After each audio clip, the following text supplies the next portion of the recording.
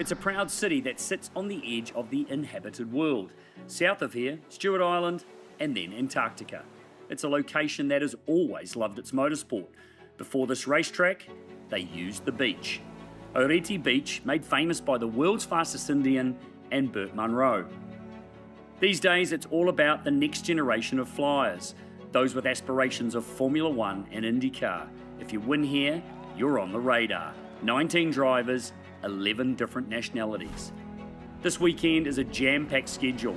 Toyota's young guns in the GR86s, the multi-million-dollar fields in Summerset GTs, open-wheel classics in Formula Ford, the V8 roar of the TA2s, and the unmistakable shriek of the rotary-powered Mazdas.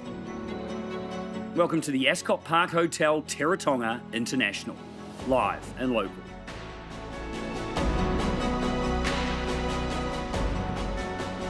There are lots of great reasons to visit this part of the world, but one of them, the great southern hospitality here in Invercargill. As we said in our introduction there, we are near the bottom of the world before we head to Antarctica, one of the most southerly racetracks in the world, and we are set for the 9th race of the season in the Castrol Toyota Formula Regional Oceania Trophy. It is the latest stop as we continue our road trip, our tour from the North Island to the south in the Repco NextGen NZ Championship. Good afternoon, everybody. Greg Russ, Rihanna Crean and Andrew Waite with you on the grid here at Teretonga Park.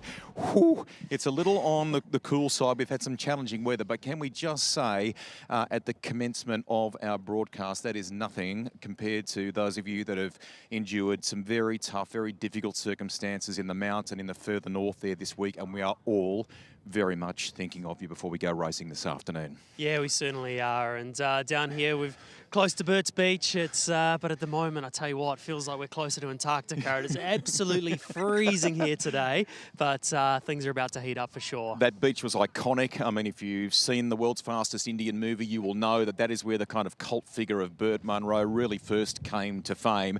But we've also had a bit of supercars action here so far this week, and not today in these conditions, but they were thrilled to have one here yesterday, weren't they? Yeah, Rusty, very special here at Teretonga Park that Ryan Wood was in his Ford Mustang, the supercar that he won a race in last year, doing some laps around the circuit. Some very lucky flag marshals, in fact, were going for hot laps, and I think we can officially say it's the most southern race circuit a supercar has ever been on, and we're really excited for tomorrow as well because we'll have the 888 Camaro here on track as well. The wonderful people here at Teretonga Park have been looking after our good mate with some teas and honey. Her voice is a little on the edge, but she's powering on because she loves some motor racing. Now, off the back of last week's round, one of the big stories was, of course, Ryan Wood with a pole position, a win of a very special trophy in this sport. We knew he'd do it, and it was a great breakthrough, wasn't it? Yeah, it certainly was. It was great for him to get that pole position, and yeah, it's just such a mix-up with this weekend, the way it's all planning out, and even behind us, we've got a couple that are looking like putting slicks on too. All right. We'll talk to you more about what's coming your way this afternoon, but can we just remind people that the offering is huge, isn't it? NAPA, Formula Ford, powered by Ford, and a whole lot more. It is a back-to-back jam-packed schedule of racing here at Teretonga, and we've got something for everybody. We've got plenty of open wheelies, we've got Formula Ford, as you said, CT Front, then we've got the heavy-duty TA2s out there, we've got the Mazda Series as well, so there is plenty of action for everyone to enjoy while we're here. And some very cool Summerset GT machines as well. There are some stars that are making their mark in this part of the world, but they have the global stage in their sights. Let's meet one of them now. My name is Louis Sharp and I'm from New Zealand. I got into motorsport completely by accident, so I don't come from a motorsport family at all.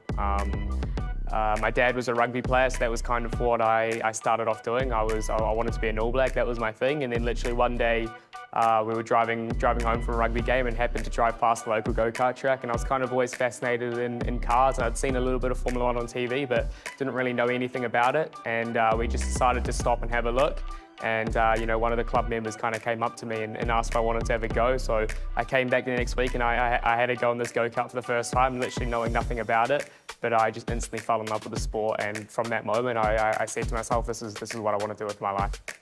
I love many things about motorsport. I think I love the competition. I'm a very competitive person. I love to compete. I love to win. I think that is the drive to be at the front, the drive to be the best, I think is what I love the most.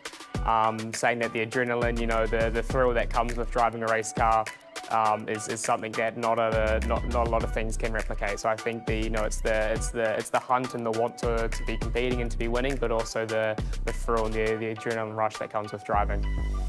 I think for me, my biggest achievement is probably winning the 2023 British F4 Championship, and then following on the second year and winning the 2025 GB3 Championship. I think this was something that, winning back-to-back British titles hadn't been done since Ayrton Senna way back in the day. So I think for me to be the next person after him to do that was an amazing achievement for me. So I think this has been my biggest achievement so far. I look up to a lot of, idols or kind of heroes in motorsport. I think the guys I'd kind of look up to growing up would be obviously Ayrton Senna. I never got to watch him race, unfortunately, but looking back in all the old footage, he is definitely a hero to me. But more recently, I think Sebastian Vettel. He was, again, when I kind of first got into go-karting, he was dominating Formula One.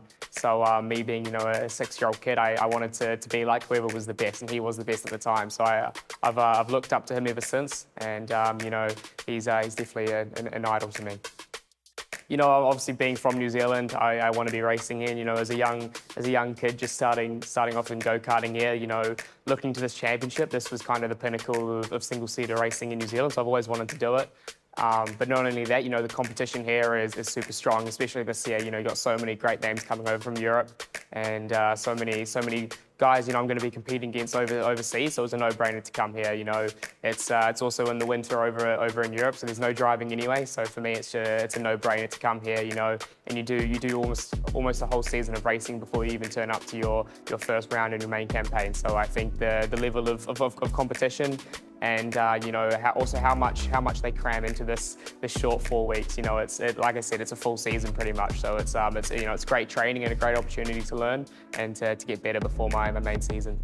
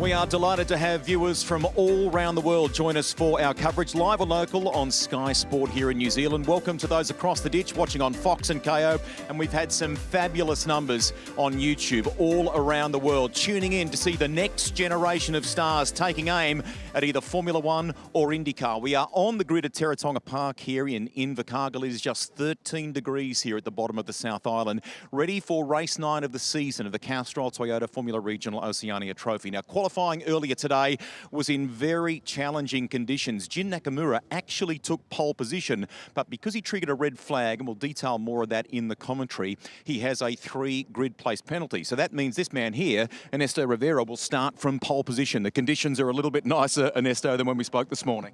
Yeah, quali was super tricky. Now it's a bit more dry. It will still be challenging, but it should be fun. The lead up for you, the weather conditions for both Thursday testing and Friday practice, very different to what we've been greeted with today. How are you feeling from a race car perspective? Yeah, it's going to be a bit tricky to start do a standing start, but we'll see. The track will be changing a lot. It depends if it rains or if it's drying, but we'll adapt. We love the Red Bull colours. We love the fact that this car is on pole position. Big ask, can you do it today? Yeah, I will send it. All right, there you go. He's going to send it. Let's go to Rihanna. Thank you. Freddie Slater starting out on the front row of the grid for this race as well. Freddie, tricky conditions earlier today in qualifying. Just tell us how difficult it is to set a lap time on this circuit. Yeah, it's one of them, like all the tracks are old school, so the mistakes punish you a lot. So, yeah, good to get a lap in this morning in very bad conditions. But, yeah, it's dried up a little bit more now, so it's just a normal wet race and should be good fun. How critical is it for you in this series to really capitalise on this position that you're in right now? Yeah, for sure it's going to be important, but yeah, it's nice to be at the front, and now we just got to do a normal race and see where we end up. We wish you all the best. Good luck. Thank you. While the World Rally Championship has been competing in Monte Carlo, its two-time star in Kalle Rovanperä has been with us on the tour, taking the first steps in a brand new challenge for him in single-seaters. He'll be racing in Japan this year, as we've been telling you in the coverage. He doesn't want to talk to us at the moment, which we absolutely respect. No problem. This is a great opportunity off the second row of the grid for him. So let's watch what Kalle Rovanperä can do in this race. Damp conditions, obviously, maybe that'll work for him. Here's the driver that walked away with the pole position trophy. Can we have a word with him? We get the okay from High Tech. Thank you very much to the team there. Wow, it's better than what it was when we spoke after qualifying, isn't it? Yeah, much better. I think it's gonna be, yeah, drivable, I would say, yeah. Do you like these sorts of conditions, Jin? Do you welcome the kind of wet weather, or would you prefer that we had something a bit brighter? Yeah, I think wet condition is quite fun, especially this track. Yesterday I drove this condition.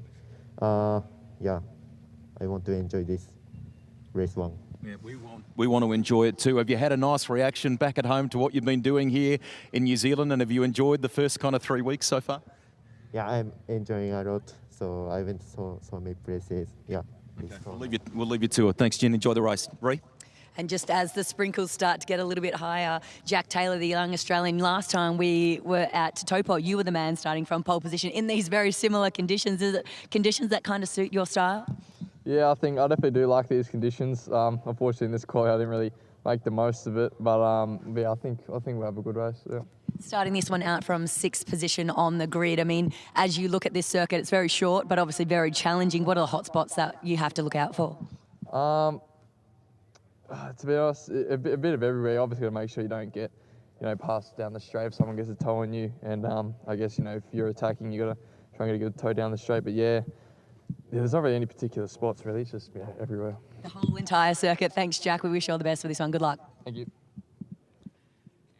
Thanks to Ree and Rusty on the grid here at Teretonga Park. This is a fabulous racetrack, one of the most southernmost in the world. We zoom in on the South Island of New Zealand and you find us near Invercargill. We're about 10 minutes from the city of 50,000 people itself, next to the Oreti River, and this is the racetrack. The 19th visit by this championship here. It's the second most visited circuit in the entire 21-year history of what is now Castrol Toyota Formula Regional Oceania. It's a great circuit. 7 official corners. A lot of them are flat in one of these Formula Regional cars. And this is Freddie Slater's lap that he was lucky enough to get in a very wet qualifying session earlier today. Richard Craill and Andrew Waite with you in the commentary box. Andrew, this was the scene at about 9:30 this morning. Pouring rain, and Freddie was good to get a lap in that's ultimately put him on the front row. Yeah, initially you can see just the spray, how hard it is to see where you're going, and you can see the shine on the road to the right, to the left. It's all about picking the best possible part of the track that you want to be in, and it does make it easy as well when you are right up behind the car. Look at the flashing lights on the car, the rain lights. That's all you've got as your reference when you're up behind someone like that. So you're more or less just following that light in front of you. Where's it going? But oversteer on the exit of turn 2. And this part of the track through here, it's really important to set the car up nicely for the braking zone of what is called the hairpin. There's a nice bump on the way in. You can see the understeer and then the oversteer on throttle, trying to stay off those white lines. You can hear the bit of the wheel spin on exit, and then coming up towards the last corner. Obviously a very, very short lap. Managed to get the car stopped. Slightly wide line, so he can open the steering a little bit earlier to get on the throttle as fast as he possibly could. And that lap was good enough to put him on position number 2 for race 1. More than 11 seconds slower than they were in the dry conditions, which in its own was an amazing feat. So the young Brit starts alongside the youngest driver in the field in Ernesto Rivera, who already has a couple of podium positions to his credit. It's 6th in Slater and 8th in Rivera in the CT Frott Championship. We've been talking about opportunity all season long, Andrew Waite, and this championship format this year means there are opportunities throughout every weekend to capitalise on a good grid position. As we take a look at the Repco weather wall with showers, yes, we know that. It looks like the bulk of the bad weather today has now passed north of Invercargill, and there are just going to be intermittent showers coming across the afternoon. And don't forget to follow us on the socials to get all the latest and greatest from each weekend of Repco NextGen NZ. But opportunity awaits here for some drivers that need championship points. With the other story, as we cast our mind back and our vision back 11 rows on the grid, is the championship leader once again is buried outside the top 10. Opportunity. Massive opportunity for everyone, especially because it is still wet as well, so the risk level is through the roof. So if you're down towards the back of the grid, it's a higher chance to get caught up in not your own mistake, but other people's mistakes. As we can see the one warm-up lap board go out, and away they go for that. And this is a good opportunity as well to do a practice start in these wet conditions. Obviously, when it's wet like this, it is a lot more slippery for them to take off, and you've got the white lines around as well. It's more or less like taking off at the traffic lights. That's how easy you've got to be, but it sounds all good. You know, your engineer tells you to make sure you're nice and easy off the grid, but in the heat of the moment, not so easy. Thanks to Cream Insurance, this is the starting grid here for Teretonga as we launch into the second half of the season. So Rivera Slater, Rovan Pera out of 3, and his teammate Jin Nakamura 4. Kanato Lee and Jack Taylor off the 3rd row of the grid. There are some big names outside of it. Nolan Alla, best start of the season, but had a couple of grid position penalties for a red flag. Cooper Shipman, best start of the season in 8th. Ryan Wood, Topol winner out of 9th, and Fionn McLaughlin, who brought out the red flag, another one in qualifying out of 10. Seb Manson 11th, and the championship leader Ukachukwu out of 11th position. He has got a job to do today. Yevon David, with all the support from Sri Lanka that we've loved over the first 2 weekends out of 13, and Baptista next. La Tourette, Sway, and then big names on the back row. 2 fast Kiwis, Louis Sharp and Zach Schooler. They have a job to do this afternoon. They certainly do. They obviously didn't get a very clear lap in their qualifying this morning due to the red flags, and put them down the back of the grid. So we know they're better than that, and it just makes it very, very difficult when there were so many red flags this morning to get a clear lap and get in position a bit higher. So those guys have certainly got their work cut out for this one. That's the shot from the 6th drone cam. The light mist just hanging in the air here at Teretonga in between the pine trees. It's a stunning location for a racetrack, but it is exposed to the elements. It is fearsomely quick, this venue too. It's the fastest circuit in terms of average speed on the calendar, and one of the quickest in the Southern Hemisphere as well. This is a fearsome place, and it has seen some history since it opened in the late 1950s. 44 current Formula One drivers have raced, or Formula One drivers in the history of the sport have raced here, and that includes the most recent world champion in Lando Norris, who is a CT Frott champion in 2016 and a decade later won the world title. Final few cars in position, rain lights flashing, track declared wet, which means there's no use of the push to pass in this race. So it's up to driver skill and ability. Who prevails in tricky Teretonga? Away we go. Slater's start, possibly the best from the outside of the front row. Rovan Perez was better from the second though. He's trying to squeeze his way down the inside, but it's 2 cars wide on the run to turn 1. Oh, and off goes Rivera. He's off, screen right, out of shot, and into the gravel trap. He is gone. High-tech cars in the mix. Was it Rovan Perez?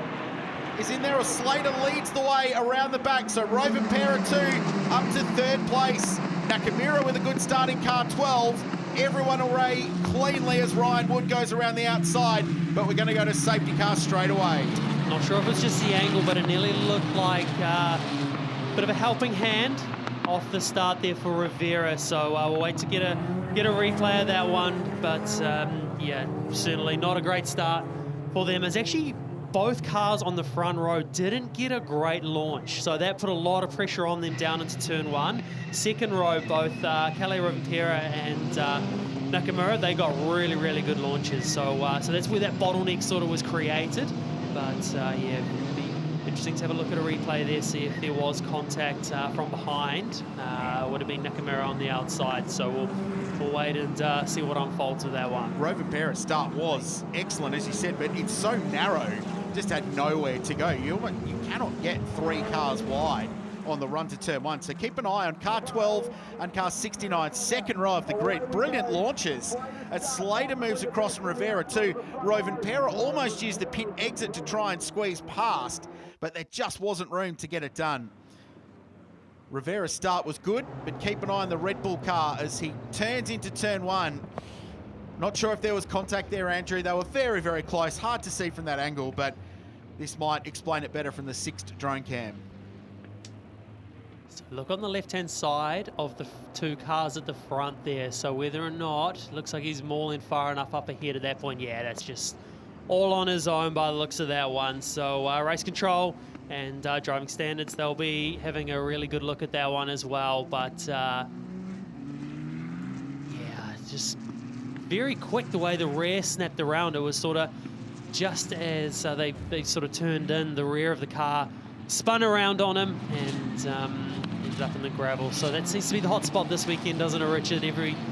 Everyone we've seen go off has generally been at that part of the track. Lewis Sharp up to 13th position and Zach Schooler to 15th in just a couple of corners. So they made early ground, dropping down the order. Yevon David, we understand, may have stalled at the start. So the young Sri Lankan has disappeared to the very back of the field. Freddie Slater, Jin Nakamura and Kalle Rovanperä, the top 3. Big opportunity here for Nakamura, who is in the title battle. He currently sits 4th in the championship, less than 8 points away from his teammate Kanato Lee, who is in 2nd. So this is a great opportunity for him to get some points, for Slater to close in as well. He's only 17 points out of 2nd in the championship. So there have been big swings so far in CT Frot this season. And there is Yevon David, so right at the very back of the field, we understand stalled at the start. Lucky to get collected from behind, as that's one of the worst things that can happen off the start. As we take another look at the replay, so Kalle Rovanperä on the inside, he had a really, really good launch. And Yevon David there, luckily, I think he got away, it just bogged right down. So whether or not he was very, very quick to the start button, great reaction to that, or managed to sort of bunny hop it away eventually and get it going. So either way, and that's the hard thing about it as well. You're so low in the RPM on these starts and you're just trying to drive the car away like you're at the traffic lights, riding that clutch for a long time to control the wheel spin through that. So stalling in these conditions is actually just as hard, if not just as easy, if not in the dry, to stall. Cooper Shipman as well, having started this one in 8th position, is up to 5th place. So very good start for the young American in front of Jack Taylor, who's another to have gained ground. Taking, of course, advantage of Ernesto Rivera's off at turn 1. But still, strong starts from them and positive launches, as we touched on, for Louis Sharp, who's up to 13th place. Nolan Alla, through all of that lost ground, remember, started up inside the top 10. He's now back to 12th position as well.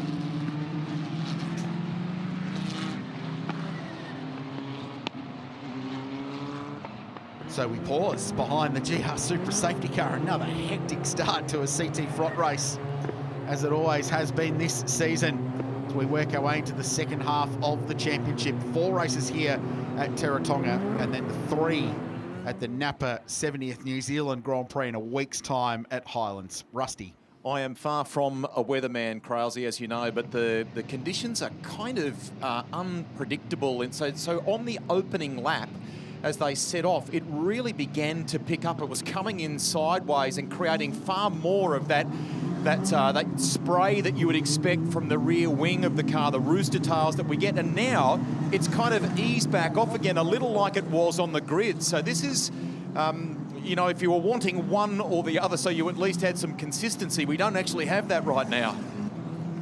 It's a good point, Rusty, and with the rain solidly for several hours this morning here at Teretonga, but since then it's just been these little passing showers that are coming up from the south, hit the circuit, it rains heavily for a little bit of time, then it disappears again. Because it's so breezy here as well, it does move a lot of the water off quite quickly, so rapidly changing conditions. Yeah, and that's the thing as well for the drivers. They just got to remember, as much as these conditions keep changing, it is the same for everyone. There's, unless the conditions really all of a sudden brighten up, you're not going to see anyone coming for tyres, so it's really up to what they've got on track at the moment to really optimise the package that they have underneath them. Jin Nakamura in second position, 19 years of age, hails from Chiba in Japan, won the Super Taikyu title and has been racing in Formula Regional Europe, bit of LMP3 competition as well. So at this level, at this age, relatively experienced race car driver in all kinds of conditions. Freddie Slater, the reigning Formula Regional European champion last year. So you're looking at the cream of the crop at this level of motorsport, which is the stepping stone between Formula 4 and up into FIA Formula 3, of which more than half of this field will be racing alongside the Formula 1 World Championship this season, including Freddie Slater. So this is an important part of a young driver's career. That's the view down into the final corner, the slowest part of Teretonga's 2.5 kilometres. And such a critical corner, especially in a race, Andrew, where push to pass isn't going to play a role. Getting corner exit out of there is going to be critical. Little mistake, a little bit of oversteer, you might find yourself in a world of pain by the time you get halfway down the straight. Yeah, you certainly need to make sure you get the exit right, and one of the biggest focuses on that is you want to get on the throttle as early as possible, but at the same time you do not want wheel spin, because any loss of traction is lap time down the straight. So it's a real balancing act to get on that throttle nice and early, but as smooth as you possibly can, right on the limit of the grip. Ernesto Rivera's car has been recovered, so we shouldn't be too far away from a race start. In fact, just being told from Motorsport Australia Race Control that the safety car will be in at the end of this race lap. Motorsport New Zealand Race Control, that is. Don't worry, it's not being driven from across the Tasman. That's the second DNF of the season as well for Ernesto Rivera, who has been one of a couple of real standouts that none of us, to be brutally honest, had circled in our notes coming into the season. At 17, he turned 17 in December last year.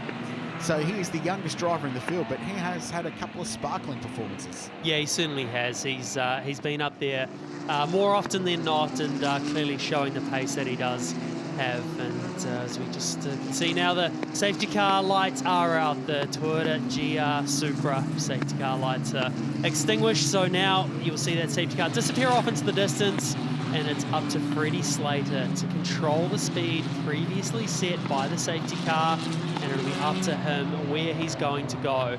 I would say it'll be somewhere towards the exit of the last corner. Yes, it's the most predictable spot to see where he'll get on the gas, but at the same time, it's your best opportunity to get straight on the steering and just get into it. Safety car control line is basically the same as the pit lane speed limit line at pit entry, as Freddie takes the entire field as wide as he possibly can to get the best exit out. They splash through the puddle on the exit. Good restart. That's the control line. So from that point, you can overlap, you can overtake, you can go racing. Back to green flag conditions. Ryan Wood was in the tow of Jack Taylor. So the tow paw winner already up to 7th position, looking to make ground as they go down towards turn 1. Wow, Freddie Slater was very wide through there, managed to hang on the outside of the road. The high-tech cars, Linus next, Nakamura, Roven, Pera and Lee. Then we go back to Cooper Shipman, having his best race of the championship so far. Side by side and wheel to wheel, Ryan Wood and Theo McLaughlin. The Irishman has a look up the inside at turn 3, but can't get it done. And Ryan Wood is going to hold on. Behind them is Ugo Igachukwu, the championship leader in car number 4. Once again, making ground early in a race. Decent moment for Igachukwu there on the exit of turn 1, as he's obviously pushing on, trying to eliminate the damage that's been done with his qualifying position.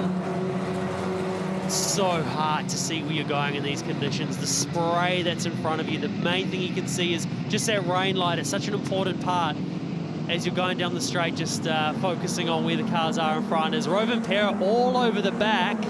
He got a great run, Andrew, out the final corner. The two-time World Rally champ looking to put a move on his teammate. Couldn't get it done at turn 1. No push to pass in the wet conditions. It is disabled before the start of the race if the track is declared wet.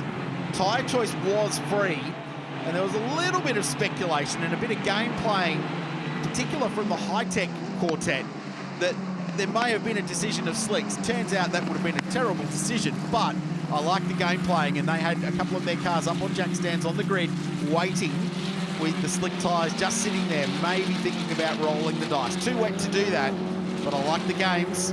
Turns out they don't need it, because High-Tech having a very good race so far. It's great to see the pace of Rovan Pera there, all over the back of his teammate. Obviously loves these sort of conditions, having the car move around underneath them, but that rally experience, obviously, yes, it does make a difference, learning that car control, but these kind of cars are just so different to what he's used to. And that racecraft side of things, obviously Calais, he's not used to being behind another car, so he's got to learn, where am I going to place the car? What am I going to do to be able to make a position up ahead? Cooper Shipman having a really good day, isn't he? In 5th position, he's in that red nose, car number 14. Leading a battle pack that includes Jack Taylor, Ryan Wood and Theo McLaughlin just in behind. This is that group, the reigning US F4 champion, and claimed that title with Kiwi Motorsport, the team he's driving with here. Hails from Austin, Texas, which has become a bit of a mecca for open wheel racing in the US of A, home of the US Grand Prix. Cool part of the world as well, and he's just had a really big moment, and it might open the door for Jack Taylor. The battle for 5th and 6th place through the little left-hand kick before the final corner, and he's going to have to defend here, and that's fine. He'll hold the position there, but Taylor's going to get a better drive out, although he's muscled out wide on corner exit, and Cooper holds on to the position at the moment. Taylor right up in the toe of car number 14, and they'll go side by side on the run down towards turn 1. It's quite a narrow track here as well, so there's not a lot of room either side of the cars, and there's a crown on the road, so there's even work going on as a driver down that main straight. As round the outside goes Jack Taylor. What a move. I don't know if we've got an award for pass of the year or season or event, but that's maybe up there. We need to invent one. That was excellent. But there is grip. You can find grip on the outside. Yeah, there is, but at the same time, with the amount of moments we've seen and cars spin off in the turn 1 on the outside, as Taylor there has a massive moment on the exit of turn 2 there, very, very easily done. It's quite fast through that section from 2 all the way to 5 through there. It's fast, it's flowing, and you've got to transfer load left and right quite a lot. So as you transfer from the left to the right, obviously you're loading the other side of the car so much quicker that's where things the rear can snap on you quite easy. But let's have a look at this move again. Remember, no push to pass. Obviously just straight line speed, a little bit of a slipstream.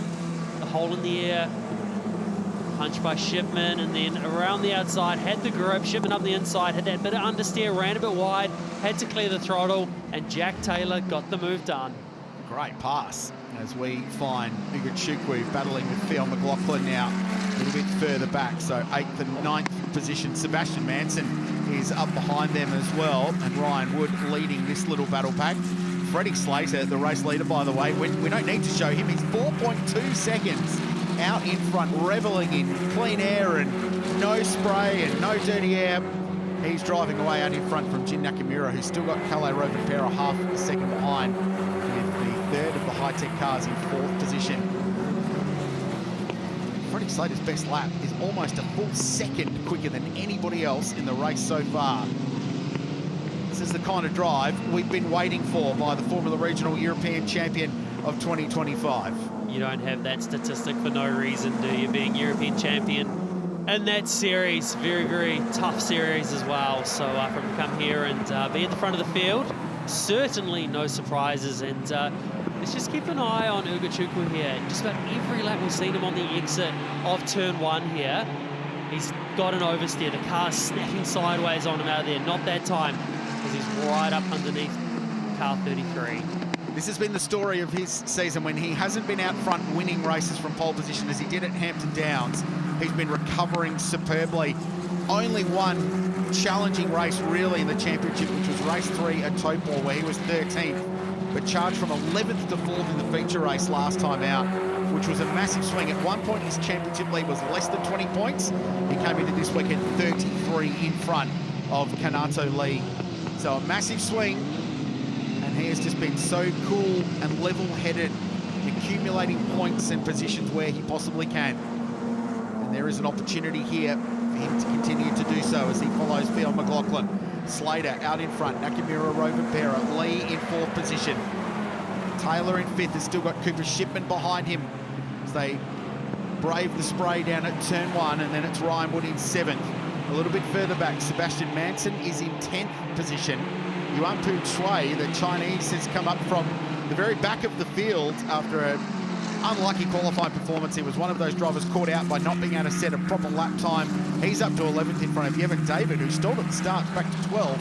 Louis Sharp from the back of the field to 13th, and Zach Schooler to 15th. So they made good ground early, Andrew, but they've not been able to make much progress as this race has gone on. And that's no mean feat for Evan David as well. The fact that he's got past Schooler, who's been a front runner in this championship, and obviously Louis Sharp. So he's managed to pass both of those on his charge back through. We saw he was very strong in the wet conditions at Topor, so it certainly suits as he goes up the inside of Sway, gets it done, and they go side by side, but he'll tuck back in to get the toe. So didn't get the good drive out of the corner. He was too shallow there, but now he's got a good slipstream. He'll run down towards turn 1. He'll try and go around the outside. We've seen that pass made, but not this time by. Clearly loves these conditions. The way he's able to drive the car, and as I say, to pass who he has so far is super impressive and putting all sorts of pressure on the back of Yuanpu Chui. About the least Sri Lankan conditions you can possibly get, I would imagine, as he goes round the outside. How about this for a pass? Another one, the long way round at 3 and gets it done. That's why he's been able to make his way through the field. That is super impressive. To be able to make a move there around the outside, he is on an absolute charge.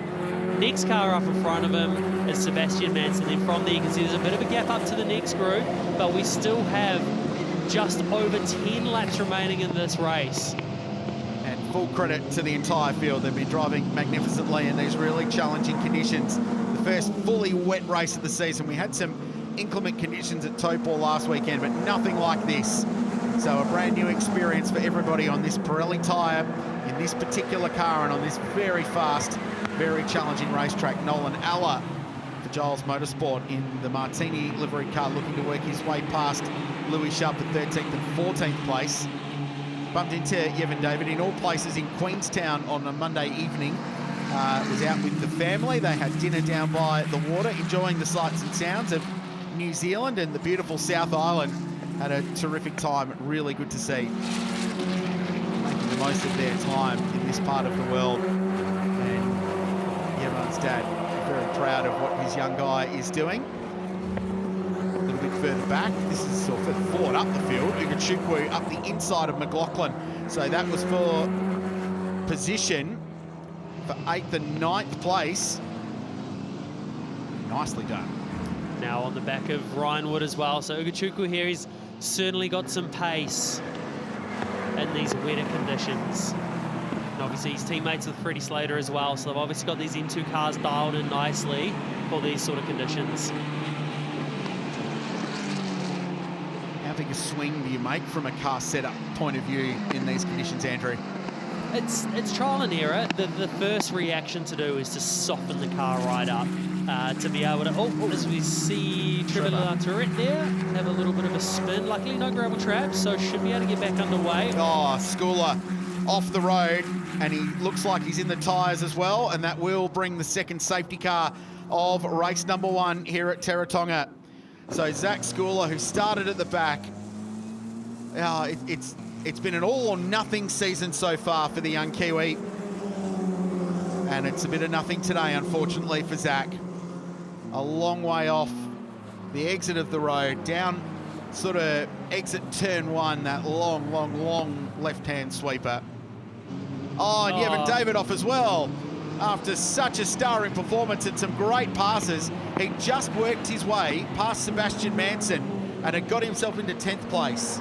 Yeah, great recovery drive. Unfortunately, all come undone now with being stuck in the gravel there. So it's a shame for him, as that was a stellar effort to get back to where he was.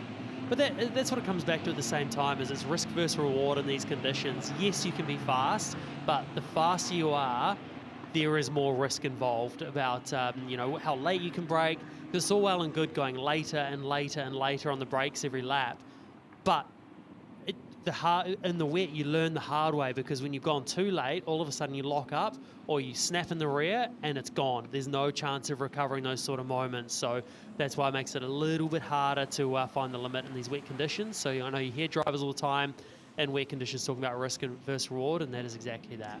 7th in the championship coming into this weekend. Zach Schooler, a couple of wins to his credit. Race 2 at Hampton Downs at the opening round of the championship, and then claimed race 3 from pole position last time out at Taupo. The grid for race 3 determined by fastest lap. So he basically sacrificed race 2 at Taupo and went fastest lap hunting, which worked to him because he converted it into a win. Let's have a look. So Yevon David in front. He just got past Manson and was driving away, and then just on his own, Zach Schooler. And then this was Trevor Latourette. So he was the first one we saw spinning. All unlinked incidences, really. There's 3 all at about the same time, and as a result, the GR Supra safety car is back on the racetrack. So if you actually look as well at that replay, Nolan Eller, I think it was, just up in front, just caught a glimpse of his car. He nearly ran off the track as well. And quite often as a driver, you judge what you're doing on the car in front. So when they make a mistake and run wide, quite often you end up doing the same thing. So I'm wondering if that's part of what happened to Zach there. End of the day, it's you know, he's in control of his car, so it's about him absolutely maximising that. And yeah, it's surprising how much those sort of situations can make a difference. Second DNF in a row for Zach Schooler. He's had the 2 wins, but he's also had 2 finishes outside the top 15 in a race. So it's been a really challenging season for the young man, who's based over in the UAE and go back to racing in Europe this season. Freddie Slater, though, looking for win number 1 for his season. Couple of podiums last time out at Taupo, 1 at Hampton Downs. He's 6th in the championship, just 50 points off the championship lead coming into this weekend. So there's opportunity here for the Bayliss and Harding driver to score big and to get a win. Greg Rust. I'm near pit entry with the MTech squad and Bruin Beasley. Firstly, have we heard it all from Zach Schooler? Nothing at all. I think he's looks like he's gone off on his own, and he's a bit quiet about it all. So yeah. You guys generally are a little bit despondent in the wake of qualifying. Obviously, that impacts the likes of Louis Sharp. Just explain it as best you can. I mean, the harsh reality is pit lane order is determined by championship last year, and it rotates along. This week we're last in pit lane, and during qualifying there's a number of red flags, so 3 of our 4 guys never actually got a complete flying lap in. And the way the control line here is you trigger it when you leave pit lane. So they trigger it when they leave pit lane from the dummy grid or from pit lane. They come around, cross it again, and it's deemed as a lap.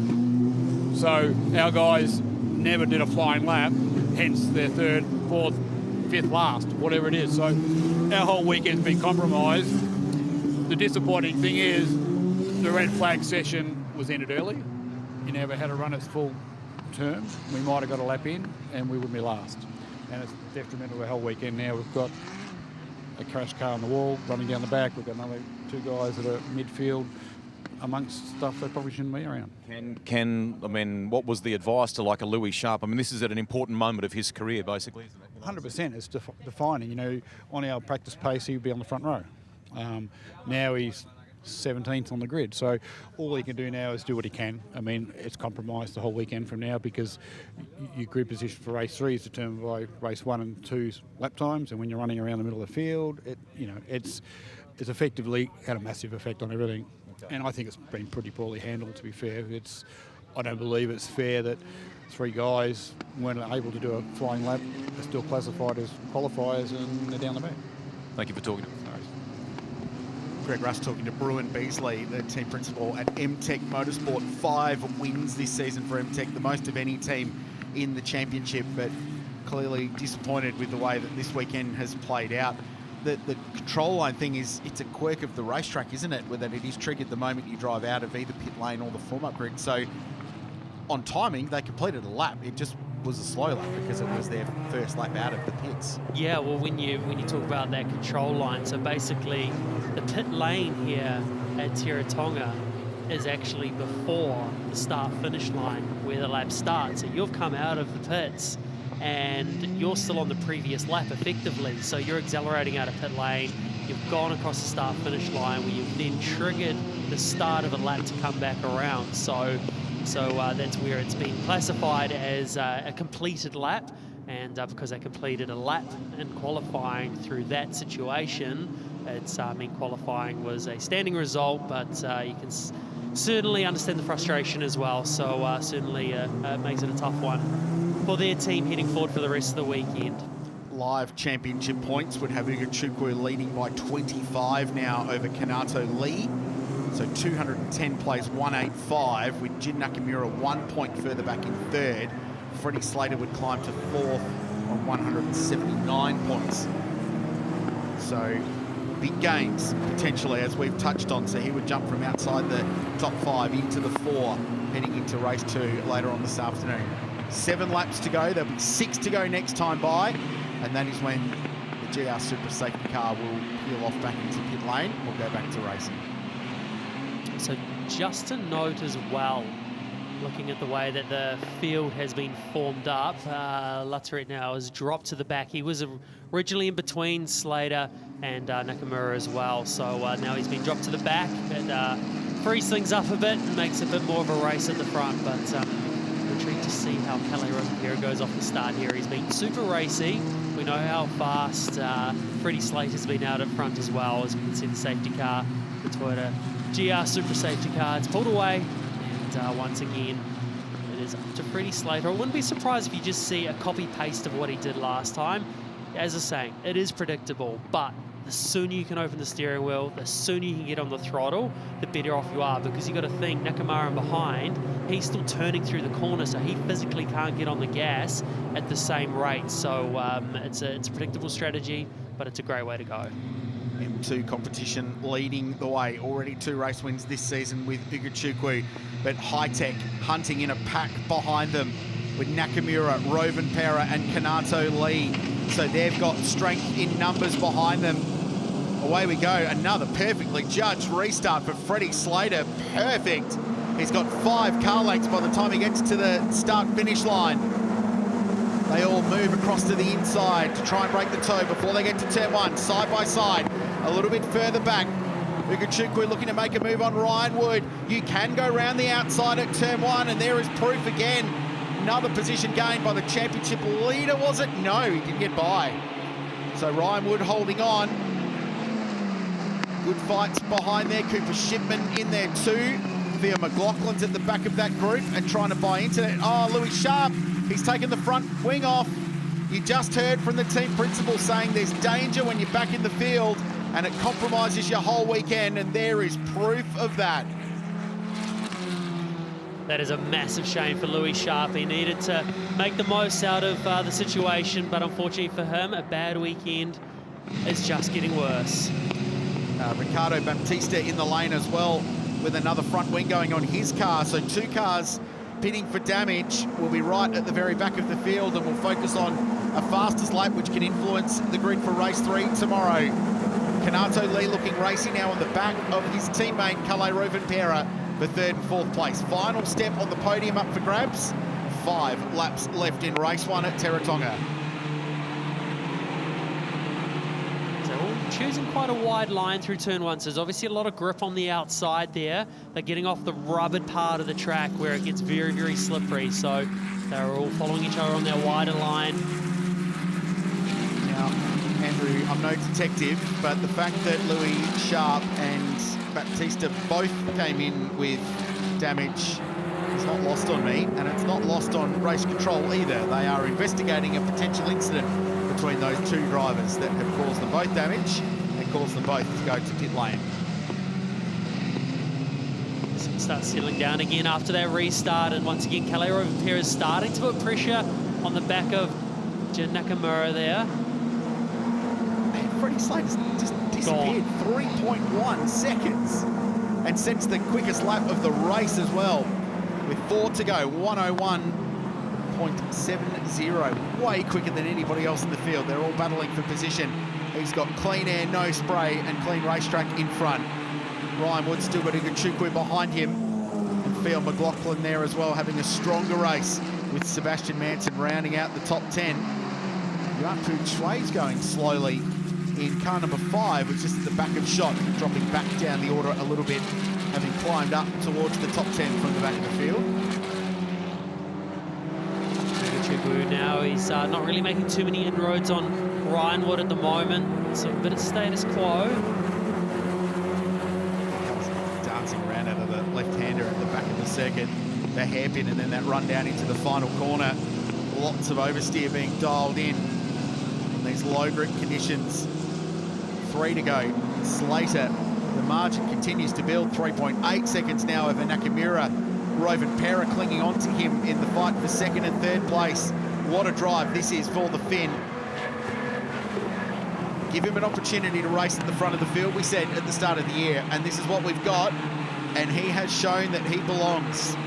You've got to remember, this isn't a reverse race. This is just a straight qualifying effort, which put him at the front of the field, and he is clearly able to race at the front with the fast guys. He seems to coming, didn't we? Just the rate of improvement for Rovanpera as he's been going through the first 2 rounds. He's just been getting better and better every time he's on track, and now to be convincingly running with the guys at front is great to see. I'm sure he's been keeping an eye on the action over in the Monte Carlo Rally. Opening round of the World Rally Championship is on this weekend. Hello to Kiwi Hayden Padden, who is going along nicely on what is not his chosen discipline of rallying on the bitumen, but he's going along well inside the World Championship points. 2 laps to go. Freddie Slater's nearly 5 seconds out in front now, looking for his first win. And he add his name to the winners list that includes Igachukwu, Sharp, Wood, Schooler, and Wharton. Commitment for these guys into turn 1. It's so fast into that part of the track. Obviously, we've seen all the moments as we see Ella. He's off the road. It looks like it's at turn 1, same spot. Neron, to me, looks like the same spot as where we saw Schooler go in there. It's certainly an easy spot, as I was just talking about as it happened. So where the moments are coming from, so you can see just here as he's coming into shot from the right-hand side of the screen, he's just gone straight ahead off there.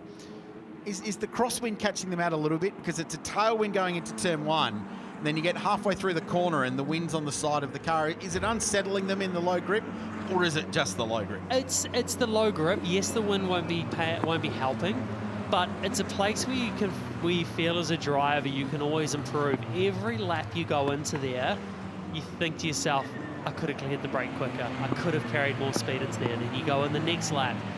Yeah, I could have cleared the brake quicker to carry more speed, to be faster.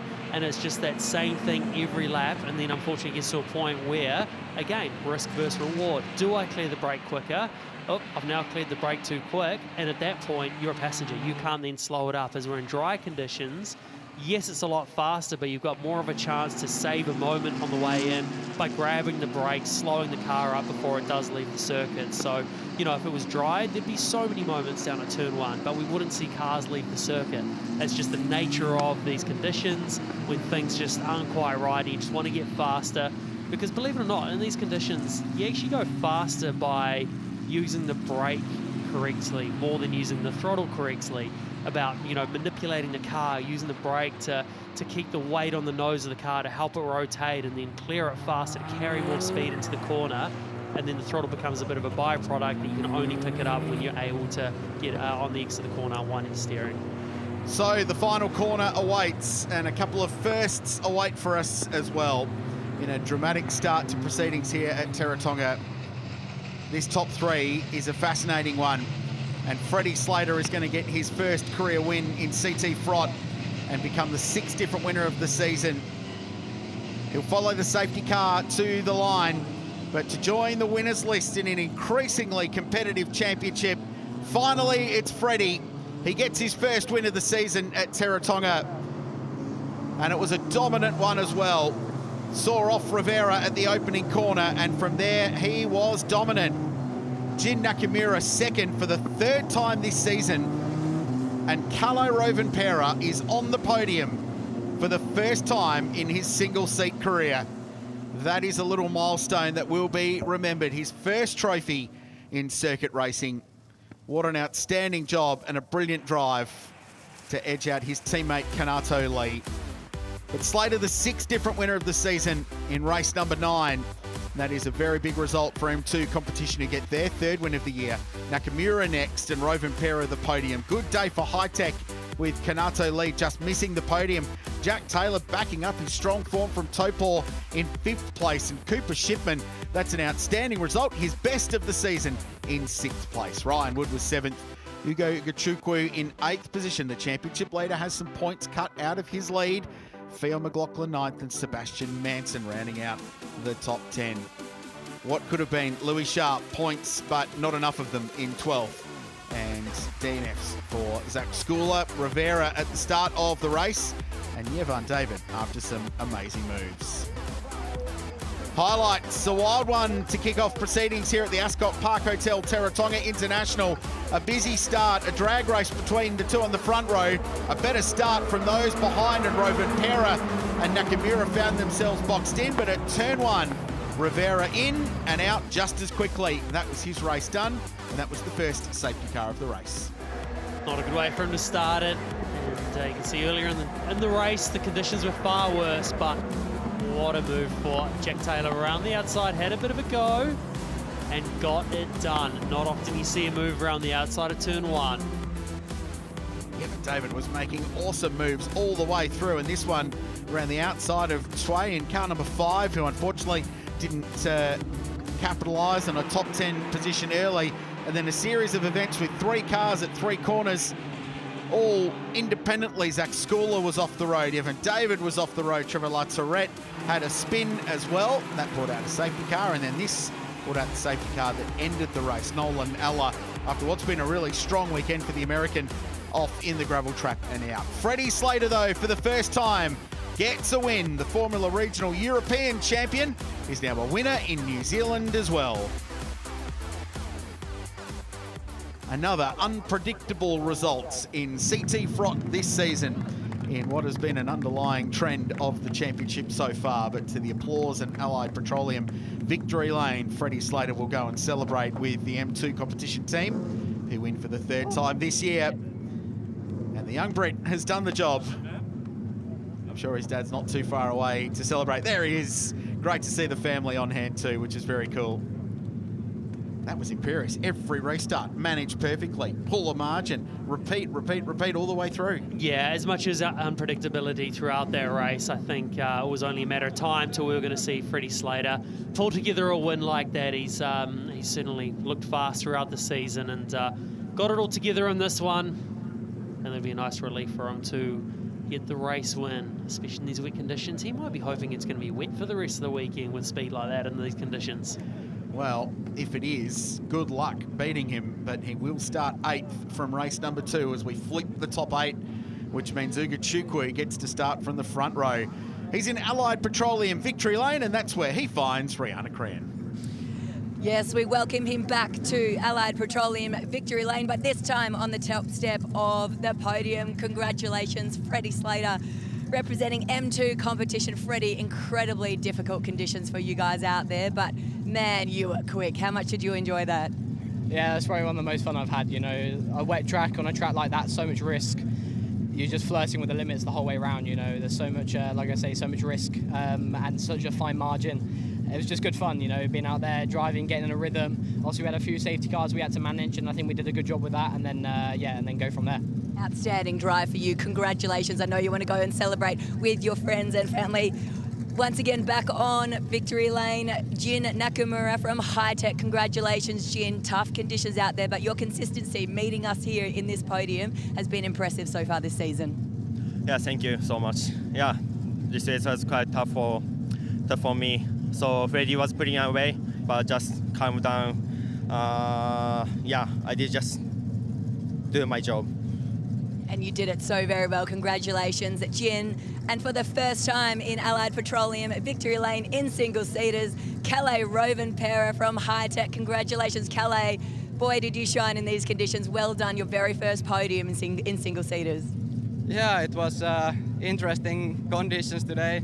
Already quali was really tricky, but obviously it was clear that you just need to stay out of trouble. That's what we did, and same in the race. The pace was pretty okay, so yeah, nice podium. Do you feel these conditions suit you? Yeah, it seems to be definitely better than the try, so now we just need to do the same thing on try. So yeah, thanks to the team, all good. Congratulations, enjoy this podium. And on that note, let's launch straight into it. Our podium for race 1 here at Teretonga Park in Invercargill for the Castrol Toyota Formula Regional Oceania Trophy. Delighted to be joined by Bob McMurray, brand guardian for Toyota Gazoo Racing, to deliver today's trophies. You just heard Rihanna there a moment ago. A special moment in single-seaters for this guy from Finland for High Tech. Third place. How about it, Calais Rovenpera?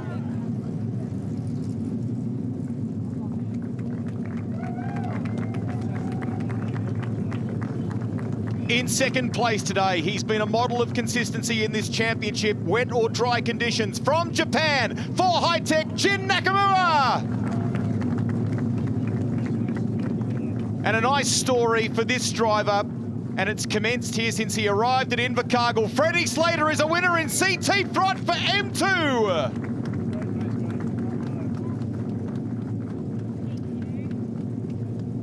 Freddie's smile says it all. The media there to capture the moment. Ladies and gentlemen, your podium for race 1 of the Castrol Toyota Formula Regional Oceania Trophy here in Invercargill.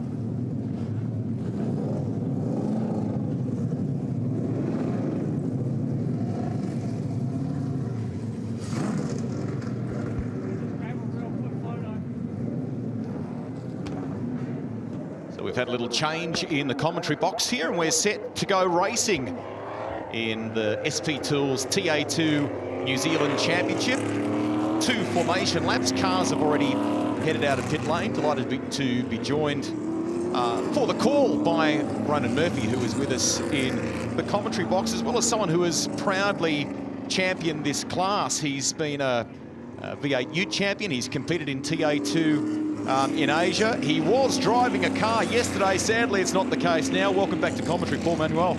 Thanks, Rusty. Yep, I'll prefer to be out there with the boys, but yeah, we've got good reason not to be. Car that you were driving yesterday, you weren't at the wheel of it, unfortunately. There was an incident for Peter Ward going down into sort of turn 1, turn 2. Sustained a little bit of damage, but the good team from TA2 New Zealand are already kind of in full motion to ensure that new car is here for Will Davison next weekend when we get to Cromwell. Yeah, luckily we had another one in the coffers up in Auckland, so my son's bringing that down actually, which is pretty cool. Yeah, Wardy had a moment in my car. He had an oil pressure issue in his car, missed the practice session, so I said to him, grab my car, do some laps. He's in the championship running, I'm not.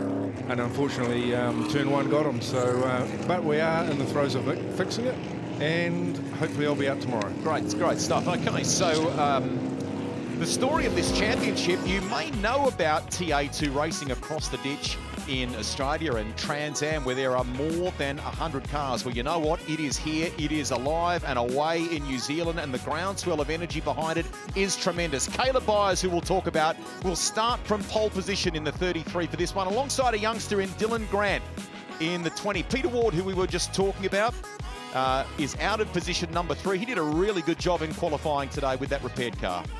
No, he was back in his car. Yep. Yeah, that's what I'm saying. Yep. No. You've detailed the issue that he had in his car, which put him in your car for the incident yesterday. Yeah, so, it's good. He got some good laps, so that's a good thing, and it's good for him to be up there with these young fellas as well. He goes well in the wet. A couple that have come out of the Mazda Racing Series that have joined the field, and we have a nice mixture of muscle cars, whether you might be a Camaro lover, you might love the Dodge Challenger, a bit of a Mustang thing for you maybe, Ronan? Yeah, no, it's pretty cool to have all three of those prime muscle car brands and models in this championship. And I think another one to watch out there is Jaden Ransley in the 75 car. He's driving Reece Gould's car that he's usually in, the number 75 Signature Homes car. He got a 3-place grid penalty for causing a red flag, otherwise he would have been a little bit further up. So he'll be one to watch out there. Lots of experience, raced in TCR and the Toyota Gazoo Racing Australia Championship as well, the 86 Series over there, race winner over there. So plenty of experience a bit further down the field, and all those guys will be looking to try and come through and make some spots. Hails from Christchurch, where you live these days, in his early 20s, and I think celebrated a birthday recently too. So happy birthday, Jaden Ransley. Among others, there are a number of January babies in this class. Some good youngsters, some competitors that maybe have a bit more in the way of experience on their side, Paul, that have come from other categories, and the interest is growing, as we said at the beginning. We've got a great mix, and having these young fellas in there is fantastic. We've got Jamie McDonald, he's a speedway champion. We've got Mazda guys in there, old school has-beens like me, all sorts of stuff. So it's a great mix, and Wardy's done his yards in the utes and bits and pieces. So it just goes to show that these cars are made for everyone. Did I spy too Mark Pincher, who I think's been in super saloons in New Zealand Speedway for many years and has come across, there's all those sorts of stories in the paddock, isn't there? There's a lot going on in the background. We'll have a lot of cars coming into Taupo as well. So yeah, pretty exciting stuff for us, and it's been a long, hard road getting the category to where it is, but as you can see, they're fantastic cars and made for New Zealand. It's pretty interesting out there as well, obviously, to see how these cars are going to go in the rain. We saw some pretty good times this morning in qualifying, some pretty tight gaps there at the front. And obviously, Paul, have you had any experience driving these cars in the rain? And if so, what do you reckon about this tyre? Well, I made the call on the tyre last year. We moved from Hoosier to Goodyear for this very reason, because in Australia they're running the Hoosier. They went to the Goodyear. We've come back to the Goodyear here because the Goodyear tyre, and all these guys have commented this morning how fantastic the tyre is, and we don't want wrecked cars. We want to see them, finishing races, and the tyre has a lot to do with it. All powered by a 6.2 litre LS3 V8 engine. Lots of control measures in this class. Around about 20 of them, I think, in the country now, and interest for more, no doubt. 21. There you go. Here we go. All right. All bunched up. Hopefully the conditions, which have been it's so hard to predict. We get these sort of waves of showers that come through, and then a strong breeze that tries to settle things down a little bit. So will we get the green? We do indeed. We're underway here. The NAPA Auto Parts entry accelerates away on the outside of the track nicely. They'll run down to one in the dry. They get up to around 250 k's an hour here. Jake finds some grip around the outside. I think these guys will do a bit of stuff around the outside today, because as you saw from the Toyotas, it's a fast line out there. They're through cleanly. That's the good news. Dylan Grant and Caleb Byers fighting it out at the front of the field. There's Wardy, who we were talking about before, Peter Ward. Jaden Ransley's already cleared Jamie McDonald there, and he's already on the back of Peter Ward, so he's looking to make moves early. Toby Almager's just up ahead of Ward there in that third place. Caleb Byers not too far ahead, and he's actually taken the lead away from Dylan Grant. So the three youngsters out front. Wardy's there trying to give them a run for their money there in P4, and he'll be looking to try and move up at the end of this first lap. Wardy's not afraid to mix it up with the young fellas, and he goes really good in the wet. It's great to see. So we're in for a good race here. He was the 2022 Ute Series champion. I think his Ute racing history dates back as far as 2007. What was the nickname they gave him? Chaos in the early days, I think. Chaos, or Demo Man, as we saw yesterday with my car. Here we go. Visibility at a premium as they run down along the main straight here. And Elton Witchman in the 77 in the Dodge Challenger keeps it on the island, as they say. Nice work. Couple of stablemates there. Those guys are from the Mazdas. There's 4 of them that have come through, and they're all got a big learning curve in front of them, and it's great to see them out there battling against each other, and they're all good mates. Bolt's come through from that class, I think, as well, hasn't he? So they're some nice additions, and yet some of these youngsters have either Formula Ford or 86 you know, pedigrees or CVs. So you've got this real mixture of competitors. Yeah, Dylan Grant, he's a very achieved Formula Ford racer, and it's great to see him in here as well. He will go places. He's a really great pilot, but with Caleb out the front there as well, he's impressed this weekend big time. Both very professionally prepared cars and teams. Dylan having a birthday. I think he turned 20 during the week as well. So came through Formula Ford, as you say. Hails from Auckland. Back we go to the gear wrench entry. The 71 Jamie McDonald currently sits in 6th. Yeah, and these conditions will be favouring McDonald, obviously hailing from a speedway background. He's used to loose surfaces and low grip, so this will certainly be in his favour as he tries to make his way up through from 6th. Lost a little bit of ground back from Peter Ward and Jaden Ransley there, but he's now got Carl Gaines to deal with in the 61 car. Some cool shot there going up over the back part of the circuit. It's great to see how that shot there, how the cars are actually moving around, and yeah, the rain's just starting to ease now, so with this wind here, as you know, guys, it dries up the track pretty quickly. Gaines takes Carl Gaines in 7. Looked like an unusual line there for a moment.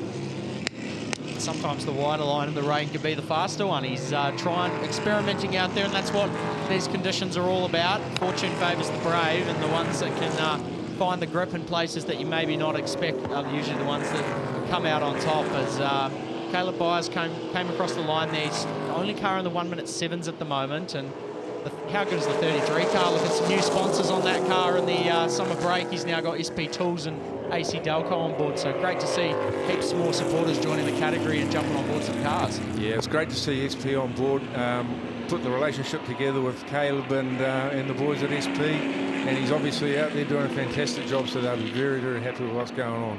It's great to see. Lance Gerlach there a moment ago in the 38. He's in that battle there. We were talking about Mark Pitcher before, down in 11th place. So just back to Ronan's point there, Caleb Byers, the only competitor at the moment in the 1:07s, and he leads by 1.3 seconds over Dylan Grant. Toby Elminger is 3rd, Peter Ward is 4th, and Jaden Ransley rounds out the top 5. Yep, Peter in the mix, all right. Well, I think Jaden might end up getting the measure of him in the end. Fantastic drivers. Just sitting up here, guys, in the tower. I can't believe the speed of these cars down the front straight of the wheel. I don't think I should have been sitting here, to be fair, mate. Let's give you a little scare. It's a better behind the wheel, maybe. As we said in the dry, I think they were talking in the order of 250 k's an hour. Yeah, we're tapping 250 k's, so yeah, and it happens pretty quickly down turn 1. I'll bet. Hey, Ronan. Absolutely, and you see the way, how cool that shot is out of turn 1, the way the car slides across the top of the surface. It's very probably reminiscent to a sort of the way a speedway car handles. So for the guys that have raced in the speedway, got that experience, it certainly helps. We see there Jaden Ransley's car yawing all over the track. Number 75 Signature Homes car, usually occupied by Reece Gould. He gets up there in the back of the Camaro there of Peter Ward. They go head on down through the kink, down towards the last corner, braking nice and hard. See there, Toby Elminger turning it in, right-hand corner, and then before putting the power down, just as we were talking about, till you reach your top speed at the end of the straight here. And in the wet, these cars sure are moving. Just looking at Ransley's car there, I think that he might have a bit of rear tyre pressure growth. It's moving around a lot more than the others, but it just depends where they started. And, you know, you're not able to read the track and knowing it's going to dry or if it's going to be wet. It is moving around a hell of a lot on that car. Yeah, and Peter Ward's car, we can see they're sliding as well. They're getting right in there. We can see that line there starting to dry a little bit as well. As Alton Richmond comes across the line. As we were heading up to commentary here, as we take a look at the replay, let's have a look. This is at the final turn. And off goes Elton Richmond there, so maybe just braked a little bit too deep going in there, and he did a good job to pull it up, though. He didn't go too far off the road and came back on, kept the car in one piece, which is what we want to see. You drivers get hungry, though. You talked about the drying line there before, so the more you feel like the grip is on the improve, the more you'll explore, won't you? Absolutely, and it's in a situation like this for Peter Ward and Jaden Ransley, it's much harder for Wardy having a car behind and not really anyone in front of him to gauge right now. He's sort of they've lost touch a little bit with Toby Almaga in the 74 car, so trying to figure out where you can brake and what you can do, and when the track's constantly changing, it's really hard to keep on top of it. And whereas for Ransley, he's just watching what Ward's doing and going, where can I brake a little bit deeper? Where can I get on the power a little earlier? Maybe run the car slightly wider or narrower in places, because if it works, it gives them a better opportunity to try and pass the Ward demolition car. I was, as I said before, just in the walk to the commentary box there before with Robert Van Gisbergen and Shane's dad, who is the driving standards advisor for the class here. And I feel like he does a really good job for you guys. I mean, it's not just about wrapping them over the knuckles when things aren't right. There's almost a kind of coaching approach that he takes, particularly if it's a minor kind of first-time offence in some respects. Yep, absolutely. We've got Ransley having a real good go at Wardy here. But yeah, back to Cheese. He's our flatmate at the moment, actually. Is so, he? and I'm driving in the category, so we're trying to fill him up with a few beers in between. But he does a great job, and he's got a very level head, and it's great to have that that mechanism through the whole category that he can coach everyone through. Everyone's learning, and it's not about ruling with an iron fist. And these guys have a beer afterwards, and it's very competitive, but we do have fantastic camaraderie. Yeah, great approach. And a little birdie tells me he might have had a run in his Ford Escort rally car again recently, which I love. I think that's awesome. Back we go to the fight with Peter Ward here, and he manages to hang on to it. Great little battle with these guys. Jamie McDonald's actually not too far out of touch with those guys either. He's starting to come back into the fray, so maybe the tyre pressures, as you were talking about before, Paul, is starting to come to him in these conditions. We see the cars sliding around a lot with that speedway background. It will certainly be in his favour. They'll be looking for the wet line now. You know, certainly playing around with the tyre. Oh, here we go. He's going to fuck it up the inside. And he gives him a bit of a rub on the way through. That's one person you don't want to rub, because it's going to come straight back to you. We're nearing the end of this one, all brought to you by the good team from SP Tools. Over 50 years in the business, high quality professional hand tools, air tools, power tools, workshop solutions. They've been a good partner, haven't they? They've been fantastic. Yep, the boys at SP are very proactive. They love their motorsport, and fantastic tools as well. So half the field out there were running toolboxes and bits and pieces, and they're very supportive. So we're very grateful also. It all started with a meeting between the guy beside us in commentary and Australia's Peter Robinson around TA2 competition in recent years. You've driven one in Asia. I think you've run one up in Darwin and things like that, haven't you? Yeah, well, I won the Asian Championship in 2019, and then drove with Nathan Hearn with the car that I'm driving now, actually. And yeah, so I've done a little bit and a bit of QR racing, but yeah, just fell in love with the cars, and knowing that these are good for New Zealand. Evolution of the kind of North American Trans Am series, built to control standards by race car manufacturer Howe Racing. So they look different on the outside, but a lot of the componentry underneath keeps it budget conscious, keeps it nice and close. We're on the way home, and this is fourth position, Ronan. Toby Almaga is flying out there at the moment. He is all over the back of Dylan Grant. Clearly he's coming into his own in this championship, Almaga. He was hot on the heels of Byers and Grant at the first back at Hampton Downs, but now he's all over the back of Grant, really putting a lot of pressure on him. He's going to look to go down the inside. Grant runs that narrow line, tries to disincentivize him from making the pass, then he arcs it back out. Almaga's still right there, though. He seems to be able to place that car wherever he wants and still get the speed out of it. Doing a great job, and Dylan's car's moving around a hell of a lot. He's got a lot of tyre growth in there, and here we go. There's a good opportunity. Tight. He's going to get the drive. Awesome driving, fantastic driving. Good, fair racing. Really good. What a beautifully set up pass. It was brilliant. No contact. He got the nose in there, made Grant aware he was there, and got the move done. These three young fellas are doing a great job, and it's fantastic to see them in the class. Checkered flag at the ready for Caleb Byers. He is going to do it in race one of the SP Tools TA2 New Zealand Championship. In the end, on the final lap, Toby Almaga gets there over Dylan Grant. He'll be disappointed with that, but it was a fair pass, a really good pass by Toby. Ransley home in fourth. Great racing. That was awesome to see, and what a good pass for the last lap. There's Benny Byers, Caleb's dad. He'll be stoked with that one, no doubt. It's great to see, and great to see the young guys having a dip out there as we see Coming across the line, Leo Bolt, Lance Gerlach and Mark Pitcher fighting for those last couple of positions there. Went right down to the wire coming across the line. Great racing from everyone. We didn't really see any cars off the road, bar earlier in the race. One, I think it was Alton Wichman dropped the wheel, but other than that, what a clean race. Here's your race results for you. And Caleb Byers takes it out from Toby Elmiger. Jamie McDonald in the end in the top 5 ahead of Carl Gaines. And Ronan talking about Leo Bolt there a moment ago, ahead of Lance Gerlach, Pitcher and Wichman. They are your top 10.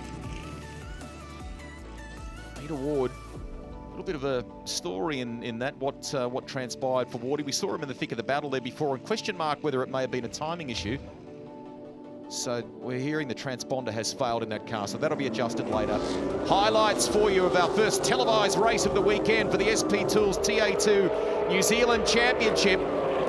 Caleb Byers, Dylan Grant fighting at the beginning of the race. And as you can see from our camera shots, the weather did improve a little as it went on, to the point where we got a lot of movement from the cars, a drying line and some exploring the limits.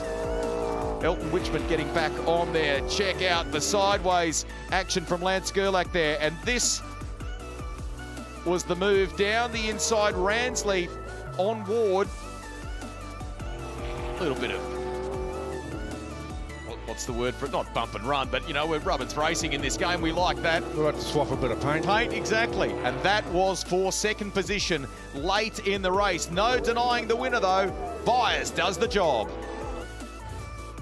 Great drive from Byers. We see there, beautiful livery on that car as we were discussing before. Great to see some more sponsors entering the category there. Gets out of the car. Awesome to see for the 33. Caleb Byers, Toby Elmiger, what a pass on that last lap as well. To come home in the second place, managed to get past Dylan Grant, and Grant himself having a great race and coming home there in third. And look at that, you got all 3 body shapes, or all 3, the Camaro, the Challenger and the Mustang, all there in the top 3. That locks up the parity work, doesn't it? Sure does. Let's take you down there now. Here's Rihanna. And we welcome him to the Allied Petroleum Victory Lane for the first time here at Teretonga. Caleb, I'll get you to stand over here. Incredibly difficult conditions for everybody to deal with, but you got the first win of the SP Tools TA2 New Zealand Championship here at Teretonga. Well done. Yeah, it was mega. The 33 SP Tools Chevrolet Camaro powered by AC Delco was awesome. The boys did an awesome job all weekend, and I just can't thank these boys enough.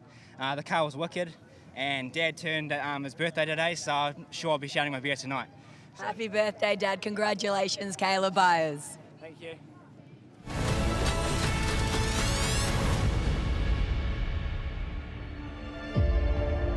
Little change in the commentary box. Ronan Murphy and Greg Rust, we're remaining here, but Paul Manuel, who was with us for TA2, heads on out. That is because we've got the next category ready to go, Ronan. The show keeps rolling on. Bridgestone GR86 about to hit the track.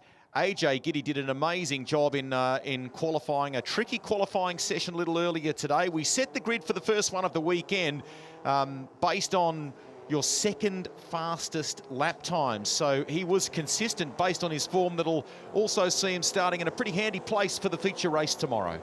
Yeah, absolutely. Very, very impressive from one of the youngest drivers in the field, AJ Giddy in the number 10 car, taking out the pole position we saw, and gosh, he was just so fast. He had the field covered by almost 7/10 of a second, and just kept pumping out those times. So he's one to watch. Chris White there on the front row beside him in the 88 car for Neil Motorsport. He did a great job as well, continuing his great run of form. Zach Blinko there in third. He's also done a great job to qualify there, consolidate his championship charge currently. Mac Templeton there in fourth. Teammate to Chris White for the second of the Neil Motorsport cars there in P4. Hugo Allen, the reigning champ, there in P5. So a couple of stories have emerged from qualifying too, just in relation to some penalties around tech inspections. We'll cover those in a moment. Cooper Barnes out of 7 alongside Cameron Hill. Josh Bethune, who was great at the last round of the championship, from 9. Harry Townsend, who's working with former champion Tom Bewley. Tom's on the radio in a kind of coaching capacity. Now, here's the story. Jack Shuzik from Australia, and he's been doing some good things racing over there and getting some miles in New Zealand over summer. And Arthur Braun having some dramas from a tech inspection point of view, and as a consequence, Ronan, they will start this one from the back of the grid. Yeah, that's really disappointing, and not something that obviously the drivers expect or you know, intend to happen. So disappointing for those guys. They're going to have their work cut out for them, but no doubt this is going to be an exciting race, and these conditions have certainly, so far, the races we've watched have been very, very spiced up. So no doubt it's going to be the same in the Bridgestone GR86 Championship. 5 different winners from the 6 races so far. It's been a terrific story, and the kind of intensity or over-enthusiasm that might have been a talking point in recent years has simmered a little bit. There's been some smart driving. Nice comments from Greg Murphy and Richard Crail in the official Repco NextGen NZ Championship podcast about Chris White recently and what he did at Hampton Downs last time out for this class. Yeah, Chris White's been very, very impressive. He's doing a brilliant job this season and really building on what he did last season. He was a race winner last season, actually here at Teretonga as well. So he's just building on that, following that momentum on into this season, and he's certainly one to watch not only today but for the remainder of the championship, and certainly has cemented himself as a championship contender. He wasn't quite feeling 100% at Hampton Downs and hasn't quite shaken the kind of flu or virus that he had there, but gee, he dug deep. It was a gritty drive. He's on the left of the front row that you can see there. Watch for young AJ Giddy on the right-hand side too. Zach Blinko off the second row. Mac Templeton, who was superb in all of the practice in the lead-up. He's one to watch too. Nice launch by everybody. Nice and clean, and White may have had just the better jump as they run down to 1. The pack and save entries managed to get by AJ Giddy, who's under siege here from Zach Blinko. Blinko on the outside. Templeton wants to play too. Little bit of sideways. Was there some contact there that triggered that? Hugo Allen sees an opportunity in the Mad Butcher entry. There definitely was some contact, Rusty, and very smart driving there from Mac Templeton in the 92 car. He checked up because he could see what was going to happen, and he might have ended up getting involved had he driven into the corner further. So good job from him. The positions are actually status quo, and they've all ended up where they were. But yeah, that was looking pretty hairy for a moment there. Justin Allen seems, there he is in the NAPA Auto Parts entry. Vast experience in the 86 class. Hasn't had a great season so far, but he feels energised and like they've reset in some respects in that car with Syndicate Motorsport, brought back some of the knowledge, if you will, from success he's had in the past here in Invercargill. Giddy trying to show the nose, but it's Blinko who will hold down second place. Just keeping an eye on a couple of others and the progress there, making some good stuff going on at the back of the field too. Ronan Arthur Braunen trying to make some quick moves up the order, and I think Harry Townsend's already up to 10th. Yeah, Simon Hunter's actually made some really solid ground as well, Rusty. He's one of those cars affected, and he's now moved up into 8th, so clearly these conditions are in his favour and something he really enjoys. As we see there, Hugo Allen running very wide at turn 1, running that higher line. Some of the cars, as we've got a couple off. Arthur Braun in the 222 car and the 39 of Jack Suzak there. And Braun's, he's well deep up there in the gravel trap. Can he get it out? Can he get it out? It's that gentle willing, isn't it? Trying to edge his way out back onto track. Will we get a safety car? Meantime, up in front, Blinko's got his hands full. AJ Giddy wants to get by, and the reason for that, Ronan, Chris White is flying, absolutely flying, nearly 2 seconds up the road. Chris White has got these conditions dialed. He is a second faster than anyone else on the racetrack right now. He's driving away with this, and the more that AJ Giddy and Zach Blinko fight, the more it's going to help Chris. And we see there Chris's teammate Mac Templeton there in 4th. He's trying to utilise the speed in the Neil Motorsport cars as well to try and get himself into the podium positions. He's got Hugo Allen there in the number 1 car, the reigning champ. He's all over the back of him, and he knows these situations better than anyone. Simon Hunter, nice performance in 8th. He's ahead of some quick operators too. Josh Bethune down in 9th at the moment. Cameron Hill is in 11th. I think Lee Zeltwang has just managed to move by there into 10th place. Keeping an eye on this as the Mad Butcher entry looks to the higher line. A different approach here as he battles with Mac Templeton. That is Hugo Allen with the number 1 on that car. He didn't quite get it done there, did Hugo Allen, but he's tucked back in behind Templeton. Justin Allen, he's having a good run there in the Syndicate Motorsport car. They're in 6th, the NAPA Auto Parts supported car. They come up over turn 4 there. White Chris White is just gone. He is absolutely checked out from the rest of the field. Blinko and Giddy, they're having a great battle there for the second step on the podium. Arthur Braun, he's gone off the road again. So something's going on there with the 222 car. He's not having a great day of it, unfortunately, is Arthur Braun. So we look back down towards the last corner. Now Giddy's firing up the inside. The rear of that car was squirming under brakes. Now he's managed to get up the inside, so he's tricked Blinko or intimidated Blinko into making a mistake and managed to get the move done. Great job from the number 10 driver. I reckon your assessment is bang on there, because the response from Blinko was, I got to go deeper here to defend. Giddy showed the nose, carried great momentum in on the inside, and then Blinko couldn't quite get it turned. He was too deep into that final turn, that final corner. Yeah, he, in a way, in a term, he sort of psyched him out a little bit, and it actually worked really, really well. And that is brilliant racecraft and great driving from AJ Giddy. These young guys, they're absolutely putting on a show right now at the front, and Mac Templeton's there in fourth as well. He's having a big dip, trying to close back up to Zach Blinko. Hugo Allen's right up on his rear bumper as well. So it's all on at the front at the moment. They're going hammer and tong here, as we see there. The number 92 car, the New World St. Martin supported car, followed by the Mad Butcher car and the NAPA Auto Parts car. Cooper Barnes, he's doing a good job there, the young Australian. He's there in 7th, trying to close up to the back of Justin Allen there. And the right car's by M2 competition car. I reckon it's working. Barnes is closing there. Those guys have been sort of squabbling up in front. And the other one that it's working for, Chris White leads by 3.2 seconds. He's got the fastest lap of the race so far and is in rarefied air. Look at this. And here's the replay. You see there, the number 10, it was squirming around. Zach Blinko was too busy watching what AJ Giddy was doing, and he ended up braking too deep, running wide, and Giddy got past and took that second place. So great bit of driving there from AJ Giddy, and great job from Zach Blinko to give him the room. So we see there, Hugo Allen's going to go round the outside of Mac Templeton. He's been experimenting with that line the last few laps, and he's made it work. Man, what a move.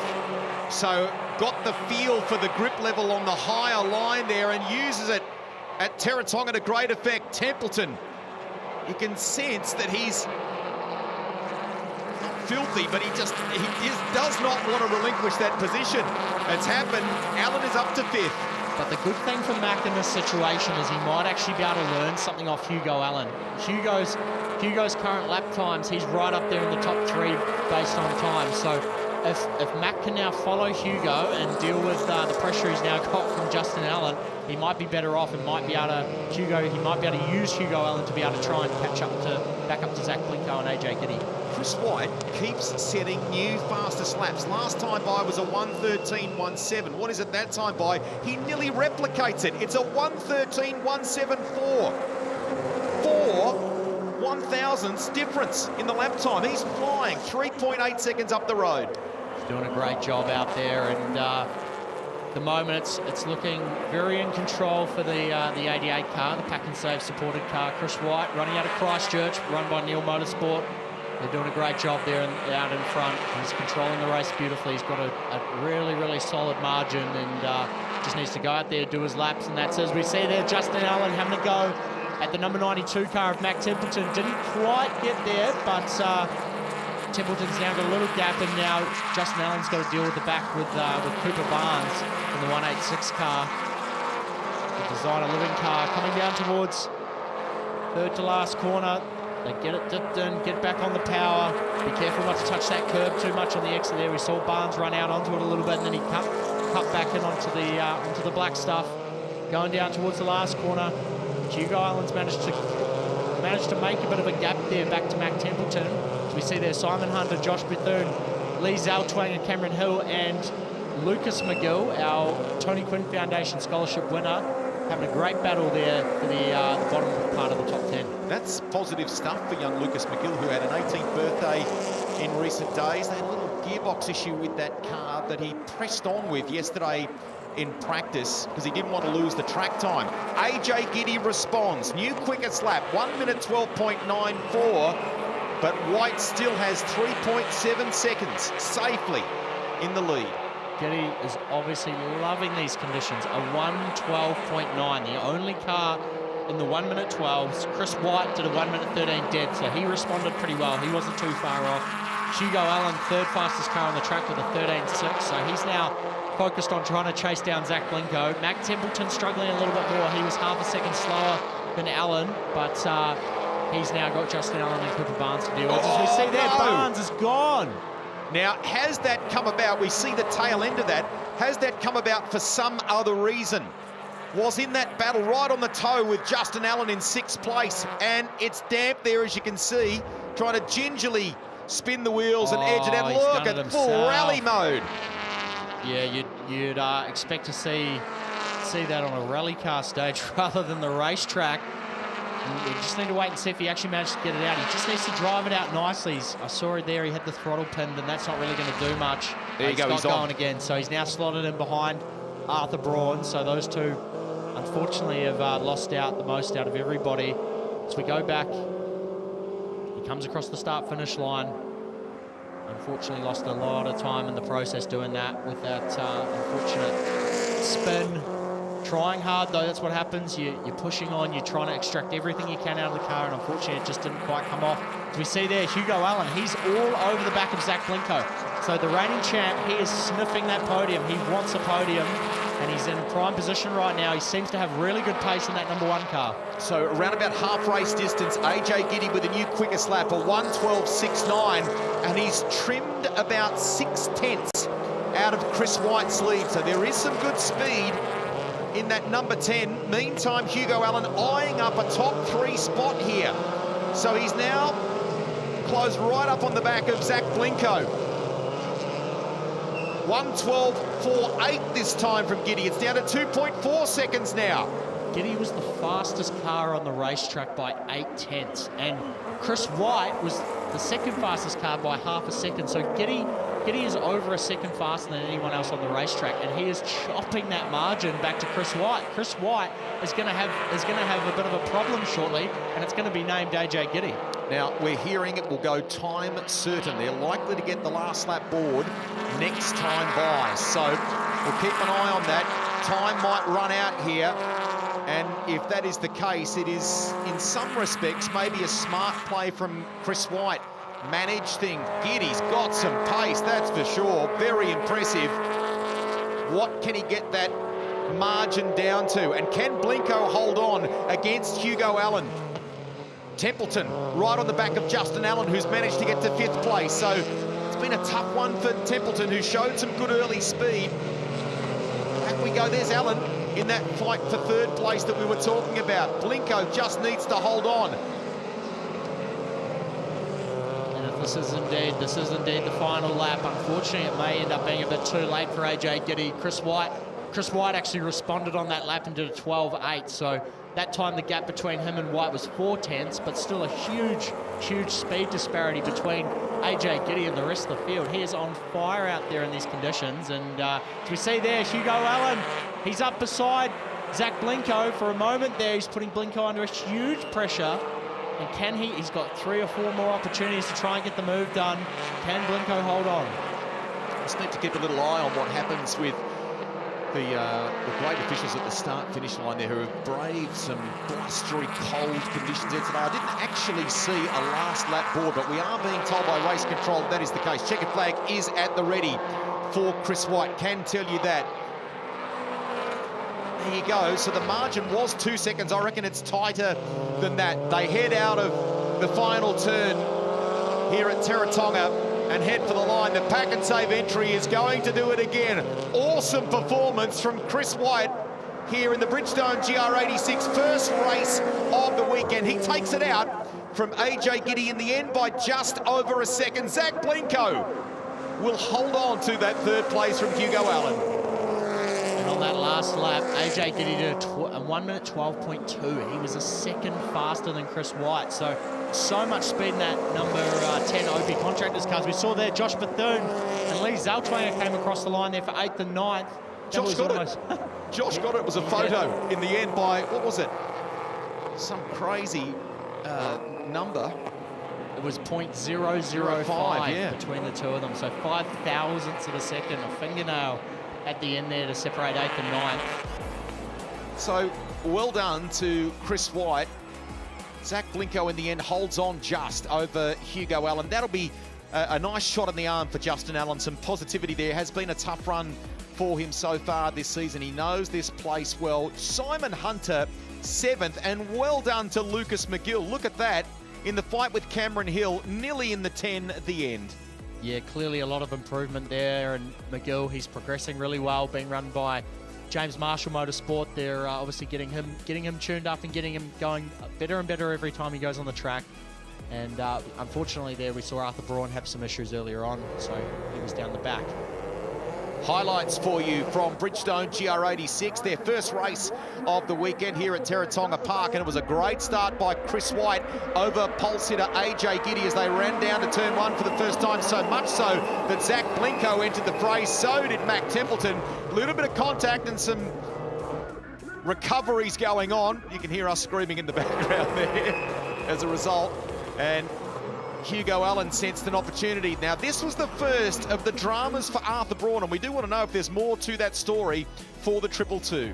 Yeah, disappointing for him. He's been so fast all weekend long, all season long, and unfortunately just didn't come off quite right on those first couple of laps. We saw there the move by AJ Giddy on Zach Blinko. It was an awesomely set up pass. He did a brilliant job to take that second place away. There's a great battle going on between Mac Templeton, Justin Allen and Cooper Barnes, but then Barnes had that rally car moment. If he had four-wheel drive, it might have been a different story, but unfortunately there for the 186 car, just didn't quite come off and he ended up out in the grass. But for Chris White, he was untouchable in that one and came across the line to take another race win. He won in the end by just over a second from AJ Giddy. It's all good for the championship fight. Zach Blinko in the end by a nose over Hugo Allen. Rihanna? And we welcome him back to the Allied Petroleum Victory Lane. Chris White, congratulations, picking up where you left off last time we saw you guys, but really tricky conditions out there. This one pushed you. Yeah, no, it's definitely pretty wet out there. Like at the start of the race, it wasn't too wet, so the car was really nicely set up for the not drying conditions, but a bit more of a moist track. So we got a really good start and then got a good gap, which we've been trying to work towards in those first few laps of the race, and then saw another big gap there. So I sort of just held my marks, didn't want to make any mistakes, because you know if it's wet, go off the track, then you're probably going to go down the back. So just held my line there for a while. Sort of the last lap board came out a little bit earlier than was expected, so on that last lap there I just sort of cruised the line so I didn't drive off and do something silly.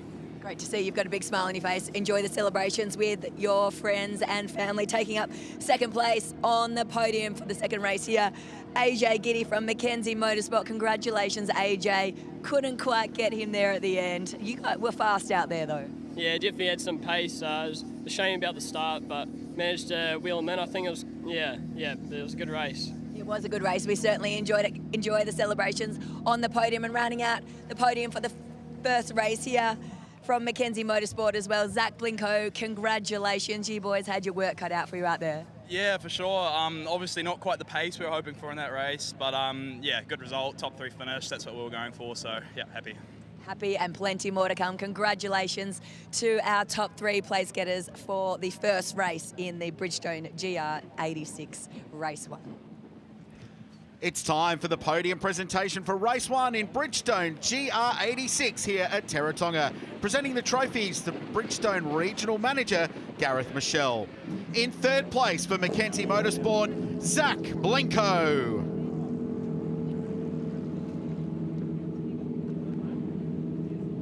In second place, what a drive by AJ Giddy. And your winner for Neil Motorsport, ladies and gentlemen, give it up for Chris White.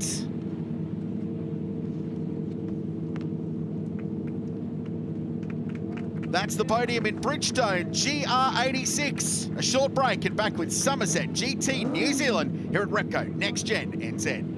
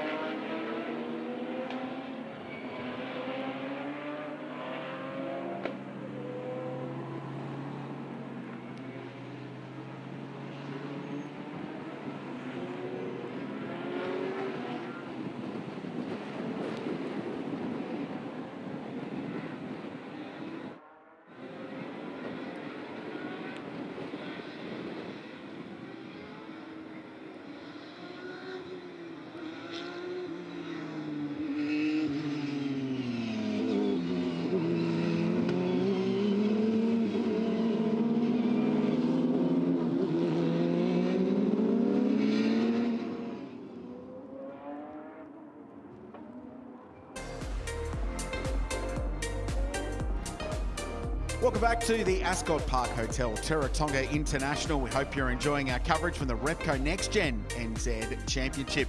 Flat out racing is what we guarantee you at these events, and that is what you get from a Bridgestone GR86 Sprint to a longer race for Summerset GT New Zealand. It's round 2 of the championship, and round 1 was an absolute thriller back at Hampton Downs in early November. We're looking forward to picking up the battle. And in wet conditions in qualifying earlier today, Porsches have dominated proceedings. The championship leader is a long way back in this pack in 7th place. Richard Crail and Andrew Waite with you for this one. Andrew, good afternoon. A little bit of rain falling here at Teretonga, but the track way better than it was in qualifying early on today, where Porsches dominated proceedings.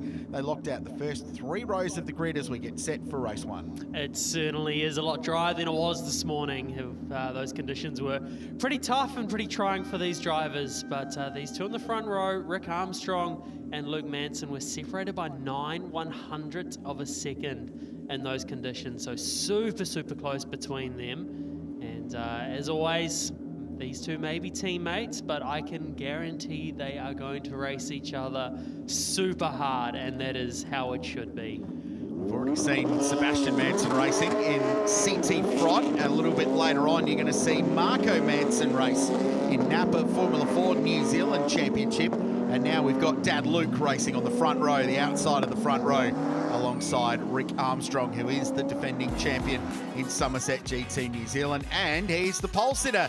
So the Porsche from pole alongside Luke Manson, as Andrew mentioned, tiny margins. Nigel Cromie, who was really impressive at round 1 and got a victory in race 2 at Hampton Downs alongside Regan Scholar.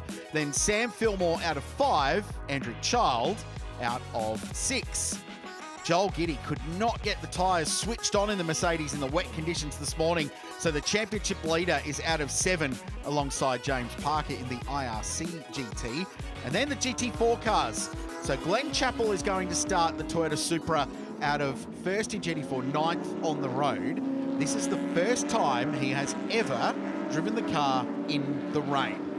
So this is a big learning experience for Glenn. Grant Aitken will start alongside him in the Audi R8 GT4, and Alan Sargent 3rd in the GT4 class in the 2nd Supra. So nothing like learning on the job.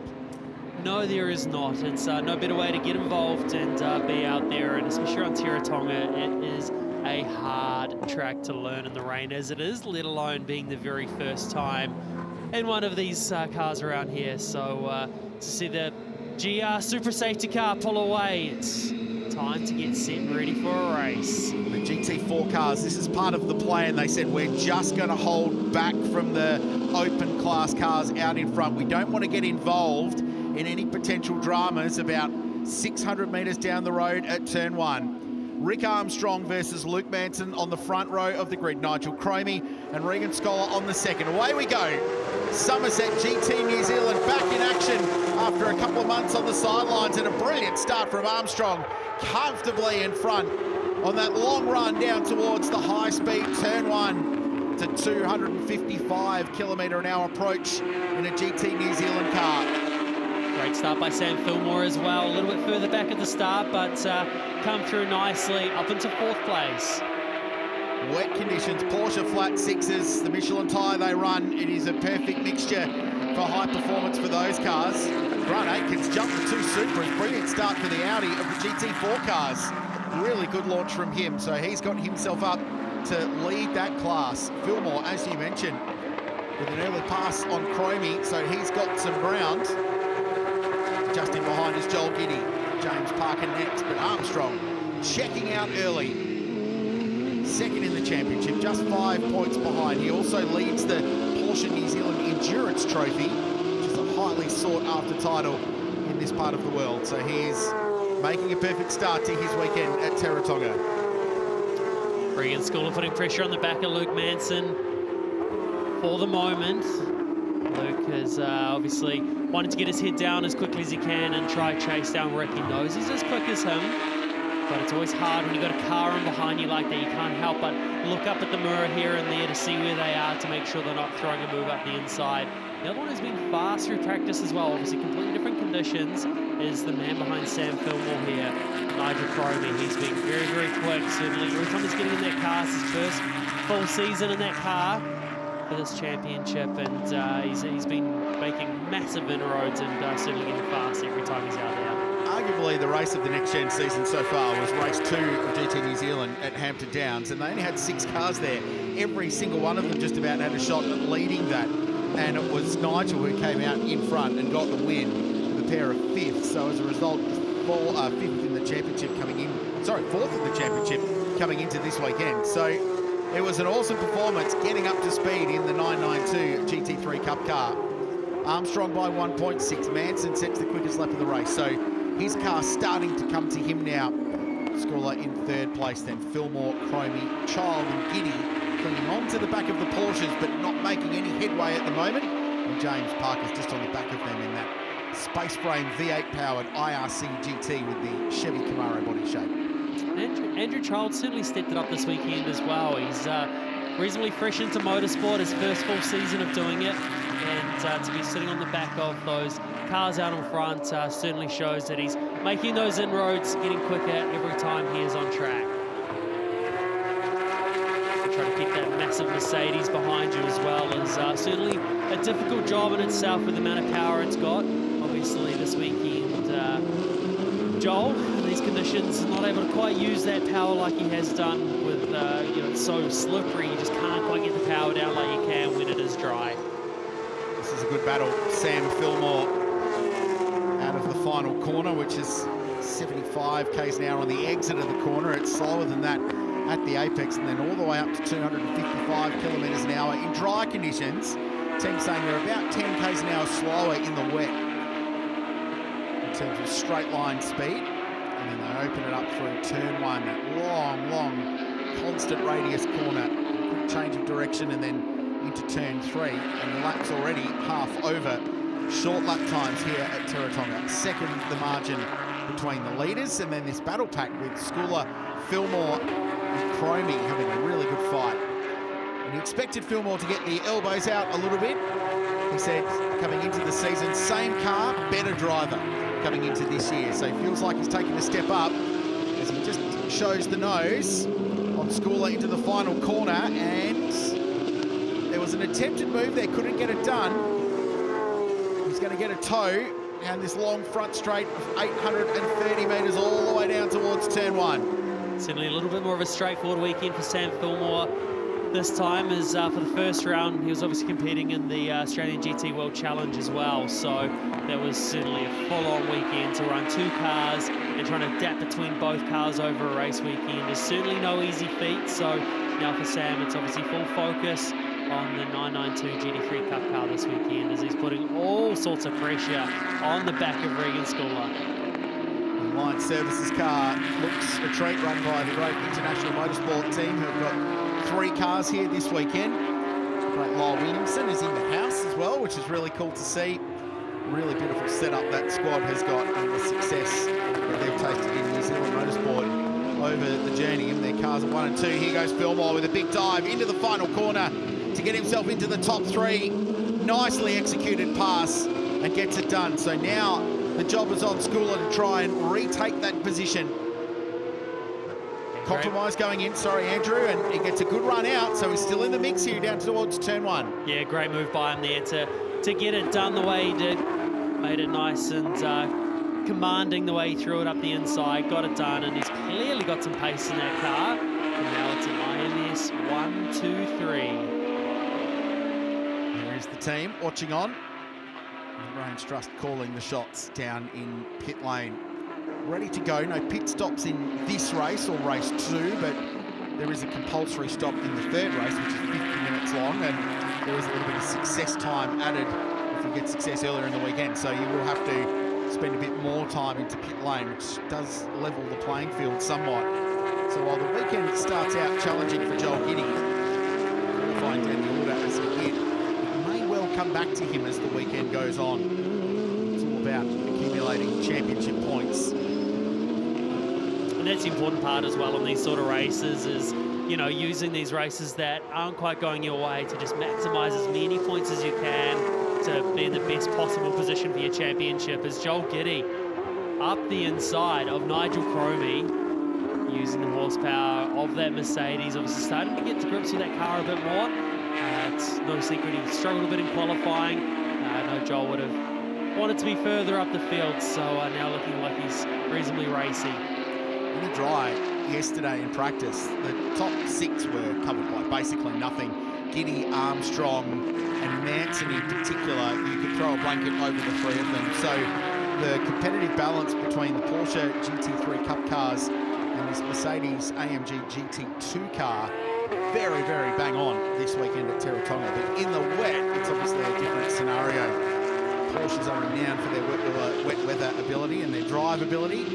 They've certainly been good, but this is an improvement for Giddy based on where they were in qualifying, which was admittedly a lot wetter than it is at the moment. Still challenging conditions, but he's got a position and he's now chasing down and maybe getting another position and starting to use the horsepower of the AMG. It can get out of the final corner better, which means it can use that grunt, the big turbocharged AMG V8, and power down towards turn 1. 2 Porsches, 2 laps. Joel Giddy continues to march forward.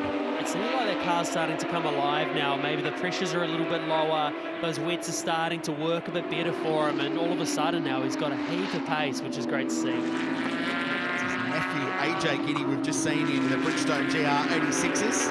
It's one of our hard-working volunteer officials watching on from one of the banks here at Teretonga. It's quite deceptive, this place on television, actually. The spectators are quite elevated and away from the action. So, but it's a great vantage point. Oh, Luke Manson running second off the road and deposited in a gravel trap. And is that down at the final corner? At the final corner. I'd say what he's done there is on the way into the corner. It's so easy to get that white line on the outside of the track, so maybe that's caught him out. As I saw a few laps earlier, Rick Armstrong was really wide. He was super wide into that one. It's an easy thing that's done because you're already looking to the inside of the track. So, yeah, whether or not that's the case, but that's a huge blow for Luke there, doing a great job sitting there in second. No yellows yet, but it seems inevitable with that car stranded, and he's certainly not able to drive that car out. Motorsport New Zealand race control will be on that, and now we go safety car. So the yellow flags fly around the circuit with 20 minutes to go, and here's what happened. Yep, so he's just caught that white line on the outside and it's spun the car around, and unfortunately it just happened so fast in that situation too. And yeah, he's just a passenger from the moment you start, because you're starting to turn in at that point. So when you're turning in, all the load of the car is going to the outside, so you're relying on that outside tyre to now do the work. But when it's on a white line in wet conditions, that line is slippery. So you turn in, expect it to load, expect that grip, but there's nothing there, and around it goes. Luke Manson looked to be on pace, the only guy that could go with Rick Armstrong in this race, and indeed this weekend, as we pick up our GT4 leader is Glenn Chappell, who's sharing this car this weekend with young Aussie Lockie Evanet, who is a rising star in the sport on the other side of the Tasman. Lockie qualified the car superbly, and Glenn, he actually popped up to the combox earlier on today with Alan Sargent just to have a look around and said the young bloke did a really good job qualifying, but I'm going to do race 1. Lachlan will drive race number 2, and then they'll share the car in the 3rd race of the weekend, which is the Mini Enduro. And then we find a little bit further back Alan Sargent, and it's a somewhat heavy-hearted weekend for Alan. It's amazing that he is here, but just over 5 months ago, he lost his lovely wife, Linda, which was massively sad, obviously, and he decided to race. Today would have been their 39th wedding anniversary. So racing with a really heavy heart. He is a lovely guy. We caught up with him last week in Taupo, didn't we? And had a beer and talked about life, the universe and everything, and car racing. He is passionate about this sport, just wants to compete and enjoy himself. He's stepped up into GT4 racing in the last couple of years and has been a genuinely competitive proposition. So we're thinking of Alan. He's doing an awesome job. He's running second in class and not far behind his teammate on what is a really challenging weekend. Yeah, it certainly is. And the sticker that was on the window of his car there, R.I.P. my darling Linda, forever in my heart. So very, very special tribute, and it's a great thing to have Alan here this weekend, being part of it and doing his best, being out there. He's certainly a great guy to have amongst competition here, and thoughts are with him today. Well, motorsport, it can be therapy, can't it? It's such a good environment to be in when times are rough and the paddock gets around your mates and you go racing with people you want to go racing with. It's a lovely part of our sport, a real family environment. So there is Alan, a lovely tribute on the side of the car. You can see it there, just below the number 107. He's pretty close to his teammate. Grant Aitken has done a superb job so far in the Audi R8, loving the wet conditions and leading the GT4 class.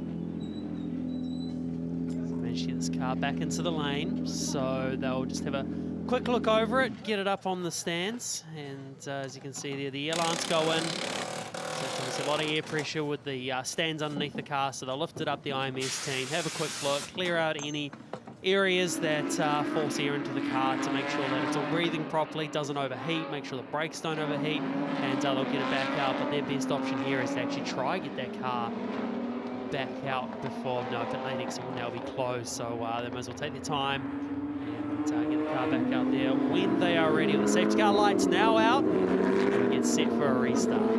Yeah, he needs to complete 75% so he can get some championship points, doesn't he, or full points in what is going to be a closely fought championship in which he sits third, just 20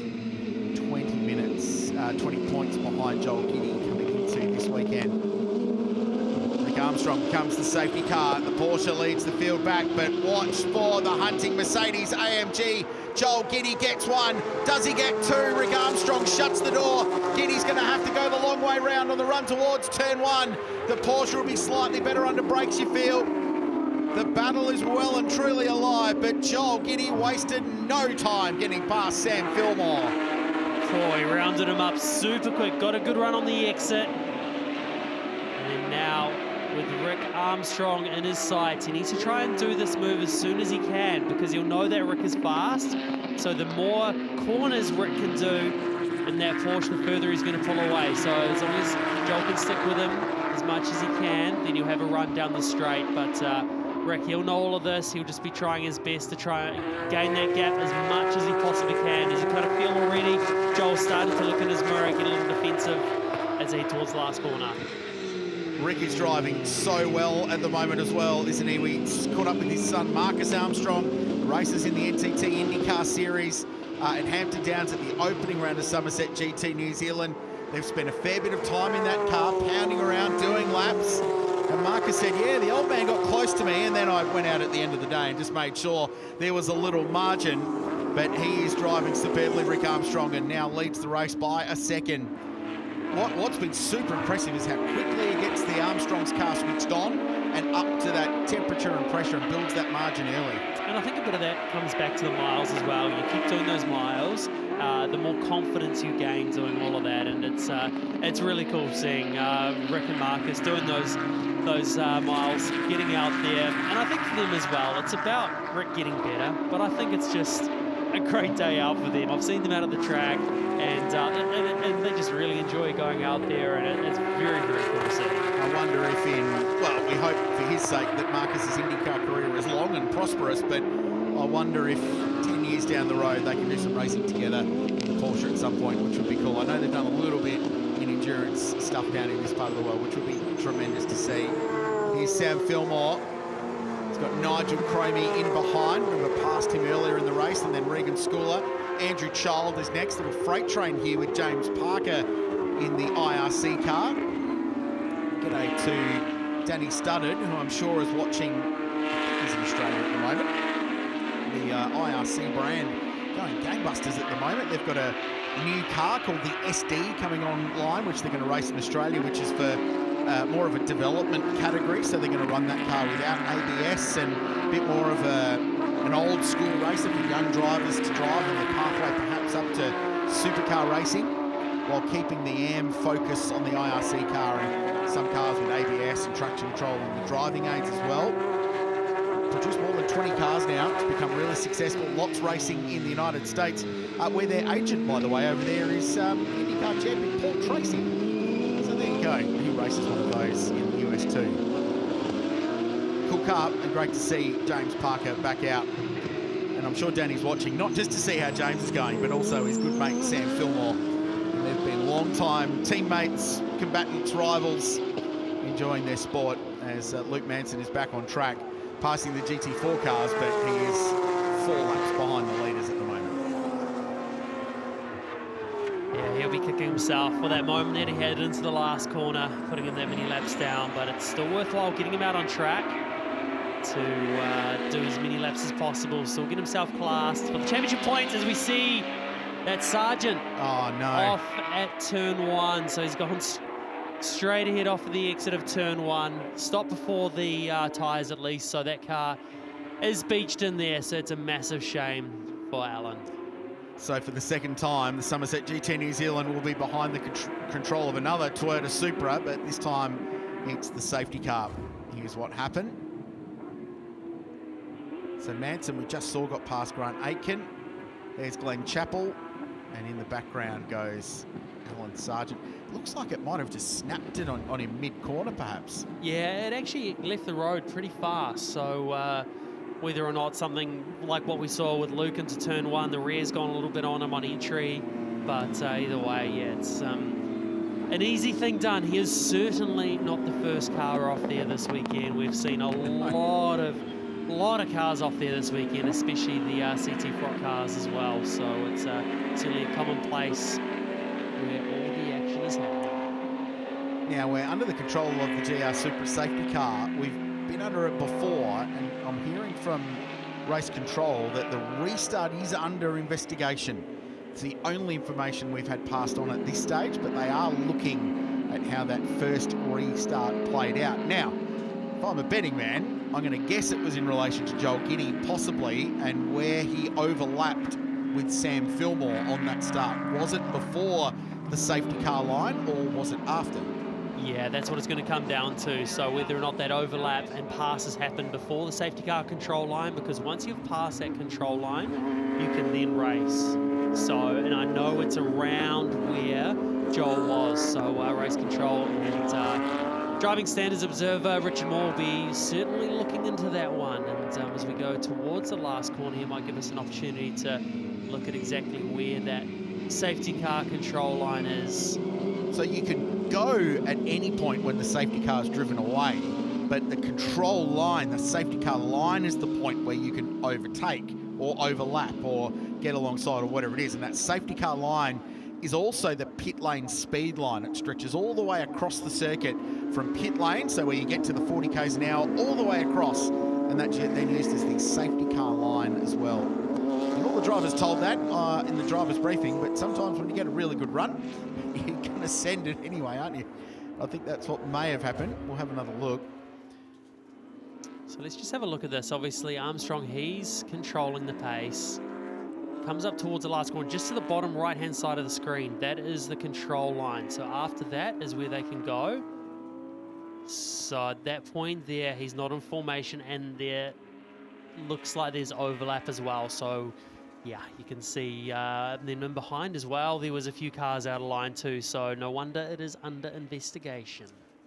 The Merc's got lots of grunt, yes, but it used it really early, potentially at least. So that's what they're looking at upstairs in race control. It almost looked as well that there was a hesitation coming out of the corner from Rick Armstrong. Certainly not saying there was, just the way that shot looked. They were sort of checked up just a little bit, and Joel Guinea went, but by the letter of the law, he needed to stay, certainly no overlap with the car in front before that control line. And, you know, race teams being race teams, there'll be arguments for both sides of the picture, as well as I'm sure the Macon engineering team will be looking at whether or not the speed was previously set was maintained by Rick. So that comes back to that point you're making about the hesitation. So that's where there's the data, that's where they can overlay everything to see if there was any hesitation to work out what's going on. And that's why sometimes we don't get a direct result. Yep, that's the penalty here, because they want to look at the full picture, pull in all the data, work out exactly what's going on. as there's a bit going on at those restarts. Just want to send a shout out to Paul Kelly as well, who unfortunately hasn't taken the starter today. He was here for practice yesterday, but unfortunately unwell. So he's withdrawn the Paul Kelly Motor Group car from the event. Going back to Christchurch, but hopefully we see him next weekend in round 3 of Summerset GT New Zealand, which will be held alongside the NAPA 70th New Zealand Grand Prix event at Highlands. Always a highlight of the New Zealand motorsport calendar. The Grand Prix itself, yes, is going to be amazing. With Davison in a SP Tools TA2 car, bigger field of GT cars going to be there. Grant Smith, the category manager, tells us, and a whole array of excellent categories and racing. So cannot wait to get up to Cromwell. Beautiful part of the world for the event next week. GT cars are going to be a big part of a massive weekend of racing. You going to get any laps in anything there? Oh, I'm going to have to. I'll find something. I'll find something to do some laps in, hopefully. It's especially these GT cars, it's very hard to watch them. I like being behind the wheel of these cars. I've been lucky enough to drive a few of them, few cup cars, 992 cup cars, and obviously Joel's GT2 as well. So I know what they like to drive, and certainly gives you the itch. I want to get back behind the wheel, that is for sure. As we get ready for the second restart, 7 minutes to go in this race. Race 1 of Summerset GT New Zealand. This is where all the actions happen down in the final corner in that all-important run. The drag race down towards the start line. And then even further down towards turn 1. Rick Armstrong becomes the pace car again. Watch for Joel Giddy. He motored past the Porsches early on. Can he do it again? He's certainly got a good run, all clear of any control lines now, and the Merc is alongside the Porsche. The Merc is in front of the Porsche comfortably. By the time they get to the start line, Joel Giddy rockets to the lead. There may be a question mark over the move on Fillmore earlier. That one, though, looked like it was A-OK. He gets past Rick Armstrong, but now the Porsche fights back.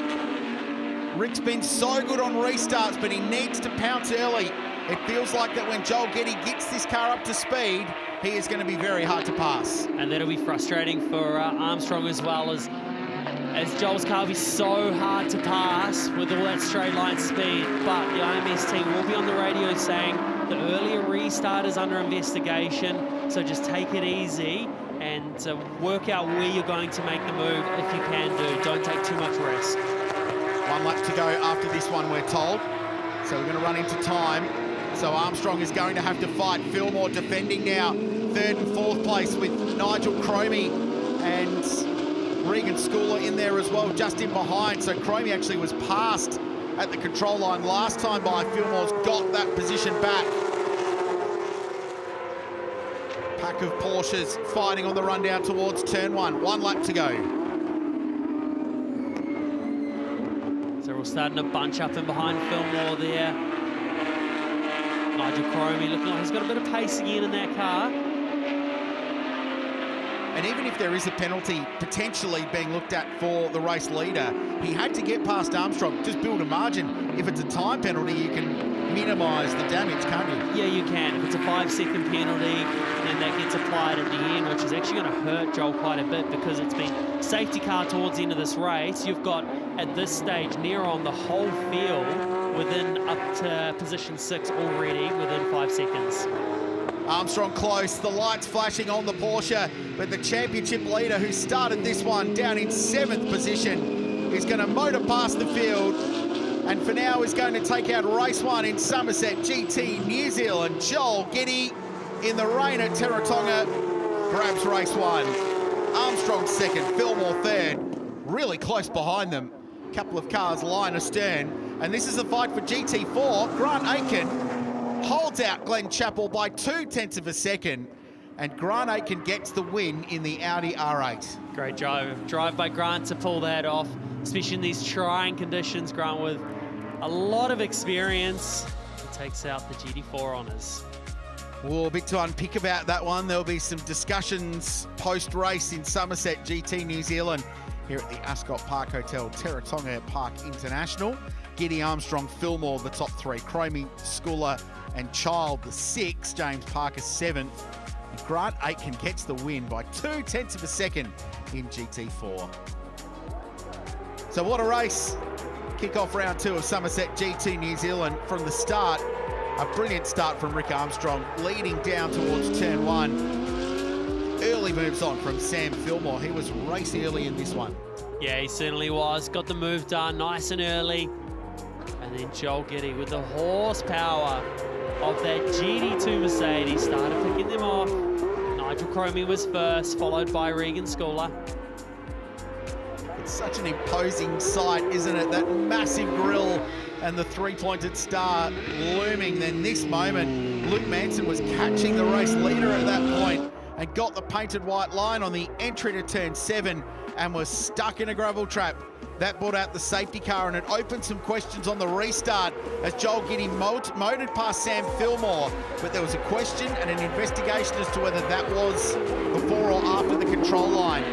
He then challenged Rick Armstrong. He fended off the Mercedes.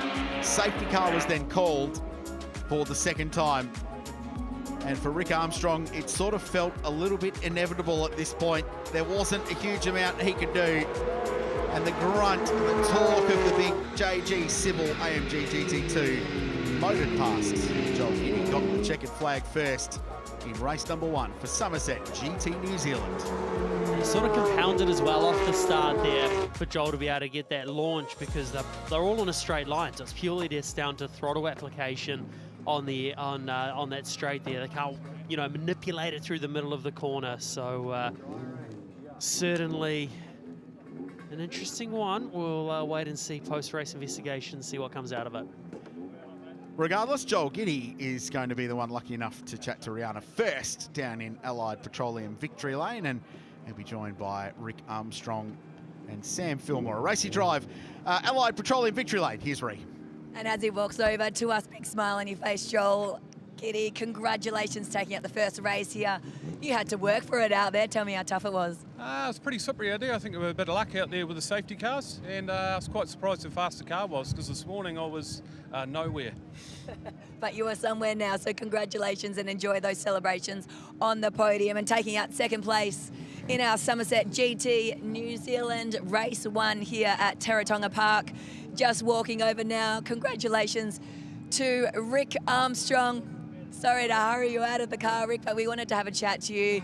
Tough work out there. Tell me how challenging it was. Oh, look, it was good. I mean, conditions weren't great. I got a good start and got away and did everything I could, but as you can see, I was like at a gunfight with a knife when it came to the restart, so pleased to be second. We'll see how we go tomorrow. Well done. Enjoy the celebrations on the podium. And rounding out our podium, Sam Fillmore, congratulations. Nice to see a big smile on your face. The boys were saying how tricky it was out there in these conditions. How did your car shape up? The boys actually gave me a real rocket. I wanted a good race to keep going, so it was good fun. It was real good fun. We were down here in September and it was a lot wetter then, but it's a scary track in the wet because if you go off on that grass, you find the wall pretty quickly. We certainly enjoyed the entertainment you put on. Congratulations. And taking out our GT4 class in the Summerset New Zealand, Grant Aitken, great to see you back here in Victory Lane. I didn't see that coming today. I didn't qualify well, and it was tricky, very tricky, but happy to hang in there and take the GT4 one. I'm delighted with it. It's like free. Congratulations to all of our podium place getters. As the action continues here at the Repco New Zealand NextGen Championship, the NAPA New Zealand Formula Ford Championship, we get set ready for their first race. Very wet qualifying for them earlier on this morning. Andrew Wade alongside Rona Murphy. I tell you what, this is going to be an interesting one to unpack as we see there young Manson, Marco. Another Manson out there. Hopefully doesn't quite do what his dad did in the earlier race, but Marco with an impressive qualifying 1.3 seconds clear of the field. Well, there's actually 3 Mansons racing here this weekend, which is pretty cool for their family. Obviously Luke in previous race, Marco now in the NAPA Formula Ford Championship race, and Sebastian a bit later on. But as we are about to take a look at the grid. Out of P1, Marco Manson. He will be starting the 1 today, and then Sebastian out of position number 2. P3 is Dylan Petch. Campbell Owens out of position number 4. Jacob Begg, he's starting at position number 5, the local hero down here. Toby McCormack out of position number 7. Maxim Kerwin, position number 8.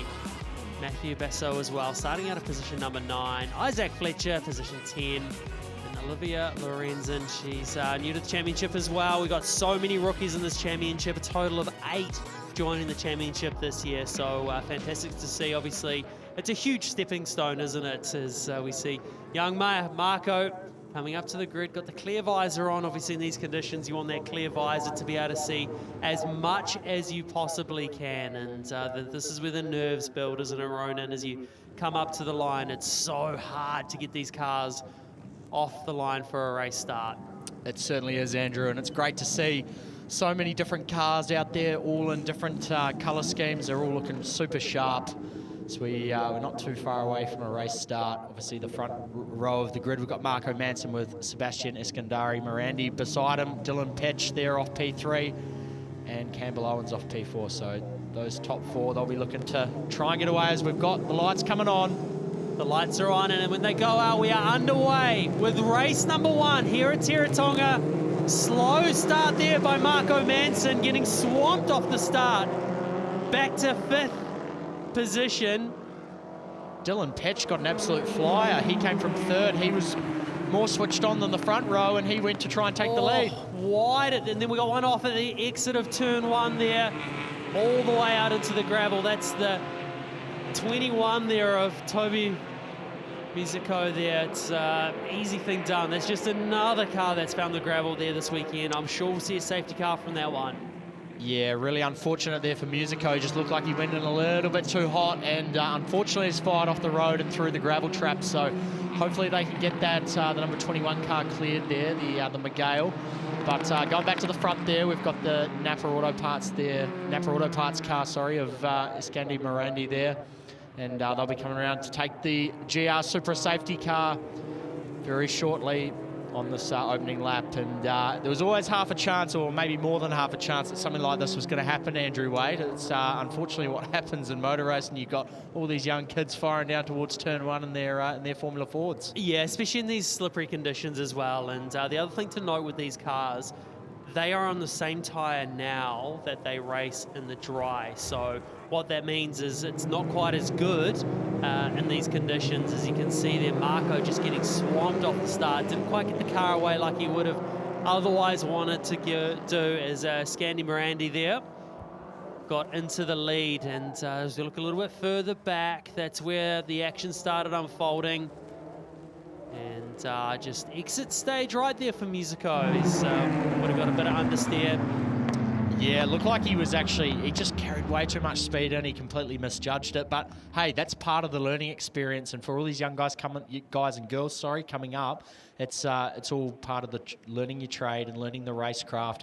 Obviously there, yeah, he's just gone in super deep, and he was very close to collecting the back of the pole sitter's car, Marco Manson, who didn't have a great start, and he was very lucky not to get collected there. And the car looks to still be in one piece. It's just pretty far down in the beach there in the sand. So hopefully they can get that car extracted and we can get back to this race here for the NAPA Auto Parts New Zealand Formula Ford Championship. There's a volunteering crew go hard at work again to get these cars out there. It's certainly been a busy day for them down at turn 1. They've been getting pretty good at these cleanups, and you know, it's great to have these volunteers part of our race weekend. And you know, without them, we just simply would not be here. Absolutely, and we good chance now for all the guys and girls to warm up their tyres and get some heat into the brakes and get themselves primed and ready for when the track gets cleared and the action gets back up and going. But GR Supra safety car currently leading the pack, and Sebastian Eskandari Morandi there in P1, and he's being run by Nigel Barclay in the Racing Projects Miguel. And I actually did a little bit of driver training, or driver sat beside him in an 86 earlier last year, and he's certainly one to watch. He's a young talent out of Australia, so he's going to be one to keep an eye on going forward. He's got Dylan Petch there and behind him. Dylan Petch has got a lot of Formula Ford races under his belt, and he was lightning off the line in that number 39, that Stealth Van Diemen. So he'll be looking to try and capitalise and use all that experience and all the different types of conditions he's got to try and take that race lead, no doubt, when the restart comes about. And it's one of those things, isn't it, off the race start, Ronan, in these conditions, there's so much pressure, all that hype's building as you're watching those lights come on, and I'm sure you've been told 10 times, make sure you're really smooth off the line, take it easy. But as soon as you start hearing the revs from other cars start building around you, it's so hard to stay focused and disciplined to get the car off the line, isn't it? Yeah, absolutely, and it's one of those things in these conditions, it's even more critical not to get wheel spin, because as soon as you get wheel spin in the rain, as we both know, the very hard to get it to stop wheel spinning, and then sometimes if it then bogs and you're trying to get going again, you can get a pretty poor start. So the key to it all, I reckon, is just to try and drive it away like a road car. But some people are very good at that in these conditions, and it's actually something that my dad always said was, if you're in the rain and you're trying to get off the line, drive it away like a road car. And again, it's so easy to see. But the other thing as well, you've got those white lines around you, the grid boxes, so you sort of just pick up a bit of traction, just try and get going.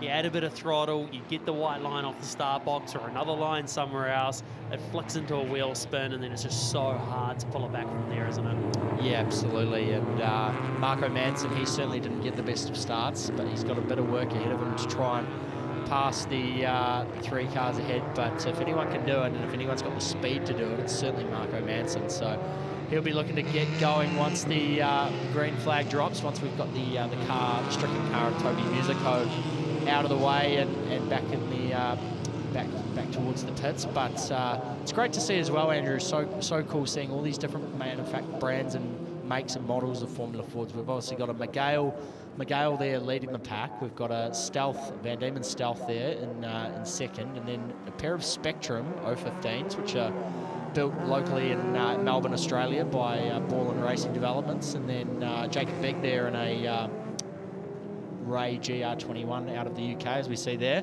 The man himself, Ian Barlow, he's instrumental behind this category, and Ian's certainly one that drives it forward, and he's super passionate about helping young drivers make it onto the world stage. And with the talent that's in this category this weekend, I wouldn't be surprised if we see some of this young talent going on to not only CT Frop, which I'm sure they're all aspiring to do, but other categories as well. So very cool to see Ian there and being part of it all.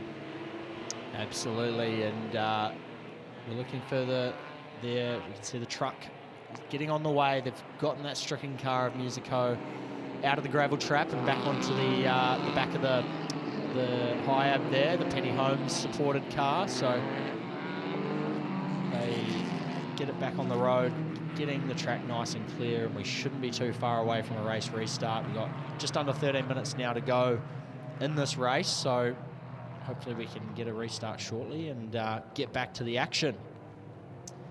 See the GR safety car, Toyota Supra making its way around. I would say we'll most likely get a race start on the next lap, so the drivers will know that. They'll know that the stricken car has been recovered and then the race start is imminent anytime soon. Coming into this round as well as we see Sam Robinson from Prime Speed Sport. He runs William Beck's car, so he's there happy as, smiling away in these colder conditions. Certainly is, and also past champion as well, last year's champion winner Blake Dowdle as well, so he's obviously here supporting the crew. Every day is a good day at the racetrack. Great to see some smiles on the dials down there in the pits, but hopefully we're not too far away from a restart. We can hear the cars all revving up, getting everything nice and warm for when the restart kicks off. And obviously these motors, 1600 Kent engines, as we see there, Blake Dowdle, reigning New Zealand Formula 4 champion. Very talented driver. He's had a few great opportunities with Roden lately as well, so just trying to piece together a few more drives coming up, so let's hope and see, hopefully we can see Blake progress further in his career soon. Absolutely, and as you were touching on before, some great opportunities coming through Roden cars. to support young drivers coming up through this championship, as it is the first step on this many stepping stones towards the, or one of the first on the way towards the higher open wheel categories, the likes of IndyCar and Formula One. Most of the young drivers, particularly in the past, have started off in Formula Ford. And Roden cars are instrumental in this championship as well. They actually had the launch for the New Zealand Formula Ford Championship this year at Roden cars, so they've been there in the week leading up to this event to be part of it, and they're super instrumental, as they're all about seeing young talent come through and go into bigger and better things. And Formula Ford is certainly a category that has done that. We've seen some amazing drivers around the world who have been part of this category. Scott Dixon, Shane Van Gisbergen, Brendan Hartley, Mitch Evans, the list goes on. Greg Murphy, all sorts have been part of this category. And we see the safety car lights go out, and we get underway for a restart here in the NAPA New Zealand Formula Ford Championship. Great start there by Scandi Morandi. And in behind as well, Dylan French with a fantastic start. As he pulls to the outside, is he going to be able to go all the way around the outside? Going to be super hard to do that around here. Not quite enough. Oh, but pitch goes now back to the inside. He tries the cross. And Manson off the road in the background. And the gravel, he's trying to keep it going, staying on the throttle. Oh, I think he's got it save through the gravel trap, out the other side. Super lucky. So whether or not he's able to get it back on the track or not, so far so good. He's going to be able to get this back on. He's running around the back of the gravel, because there's usually in behind the gravel traps enough grass to be able to continue on. So fingers crossed he doesn't get beached. And that is huge. He went in there just like actually Toby Musico, who was behind him when he went off the road. He's now ended up, Marco Manson did the exact same thing, as we see a battle going on between a couple of the Rays there, Isaac Fletcher and Jacob Begg. Fletcher's now trying to go down the inside of Begg. He doesn't quite make it work. Begg's car was squirming in the rear. Maybe had the brake bias a bit towards the front, but going back towards the start-finish line, coming up the front straight. Isaac Fletcher, and he's got Maxim Kerwin in behind him there in the 68 car. Toby McCormack's a little bit further back. Kerwin's now going around the outside of Fletcher. Oh, is he going to be able to get it stopped? We've seen so many cars run off the outside. You can see how glassy the track is out there. And there goes another one. Again in the exact same spot. Is he going to be able to do the same? That is every lap. We have seen a car off on the exit of turn one all weekend long.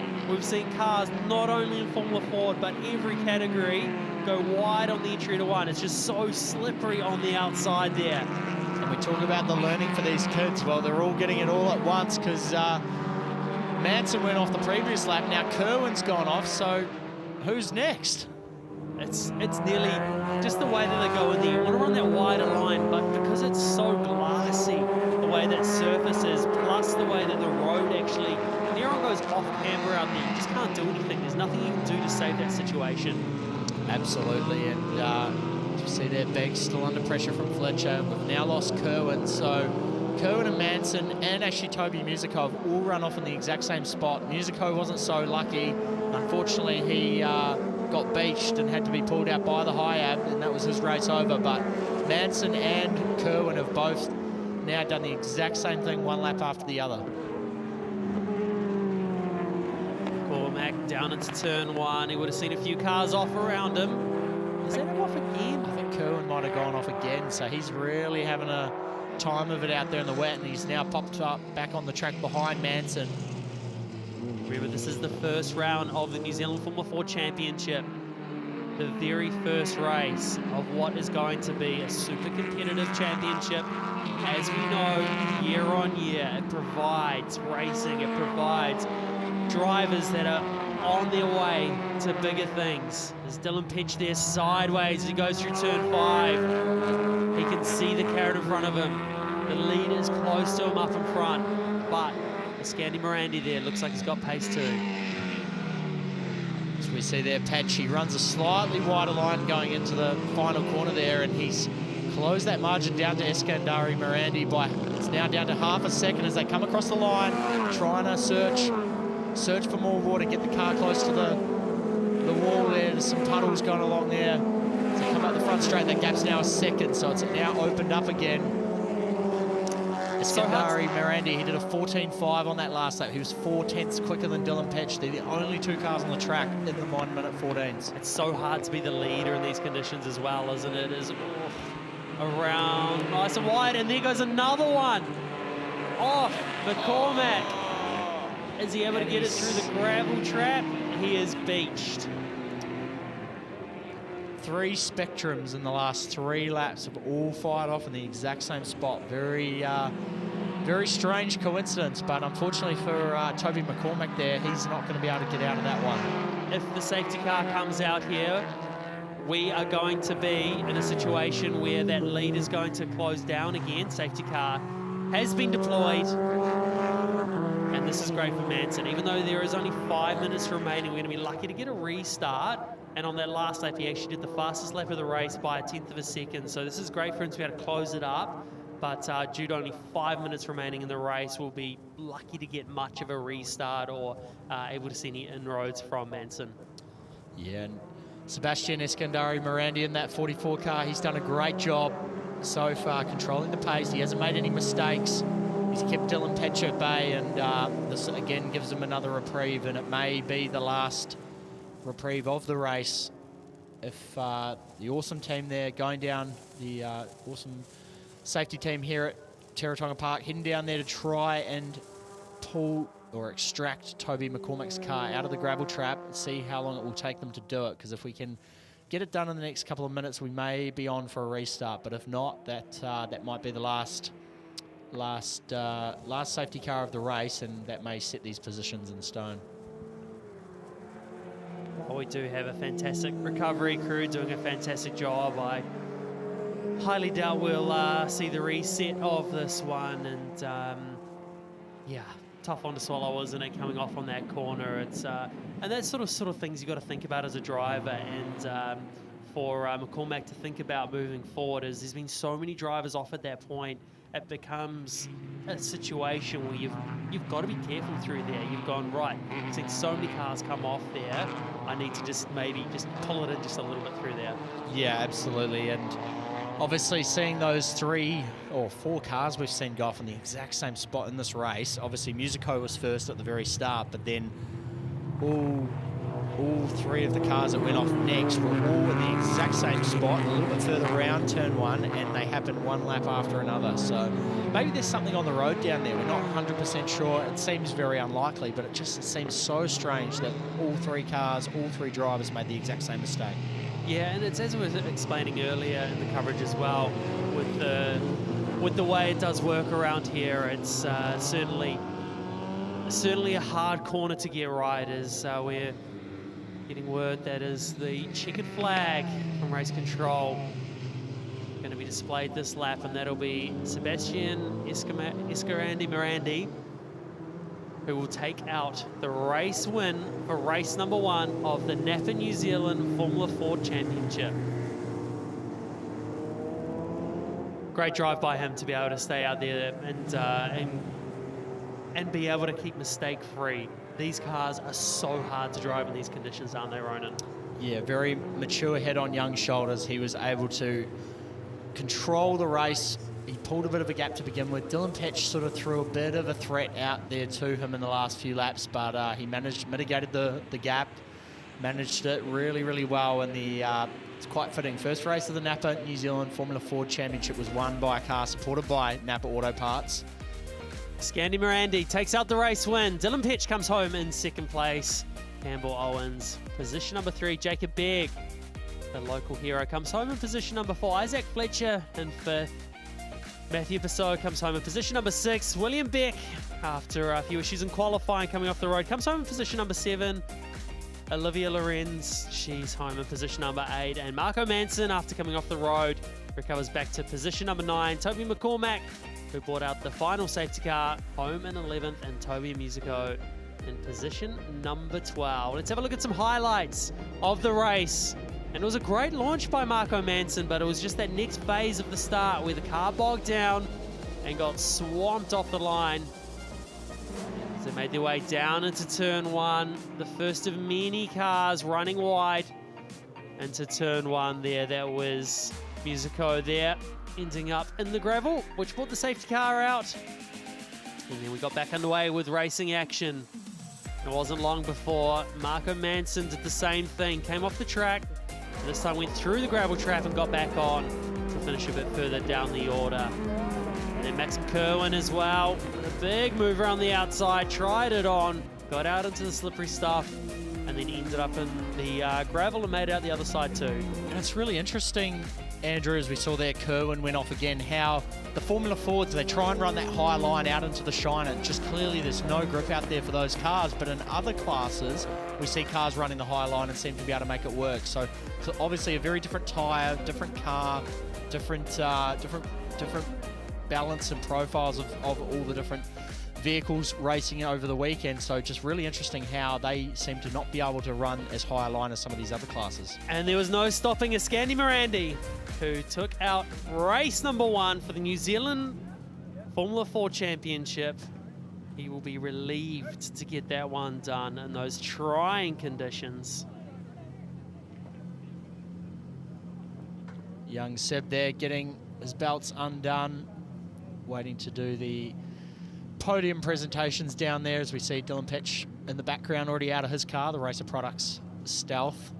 And Campbell Owens, he had a pretty quiet race as well there in 3rd, did a great job. See there, all the boys getting out. That was nearly the key, wasn't it? To have a quiet race, to get through the first one. It is obviously a long championship, and you cannot win it in the first race. You just want to bank as many points as you possibly can. Will Neal down there in the pits. He's a pretty experienced Formula Ford campaigner himself, son of Andy Neal, helping Seb on his journey through Formula Fords. Greg Murphy as well, instrumental in helping a lot of young drivers these days make their way through the ranks as well. Rihanna. And as the rain continues to fall down here, we welcome our boys to the Allied Petroleum victory lane for the first race of the NAPA New Zealand Formula Ford. Congratulations. We'll just take a little bit of a step back here, Sebastian Eskandari. Congratulations. Just such difficult conditions for you guys to tackle out there. How was it? It was very tricky, obviously, but getting off the line was more important. Just trying not to get wheel spin, and I did a good job of that and just managed to take the lead early on, because we always knew there was going to be safety cars, especially in this condition, and just trying to build a gap when possible, which we did.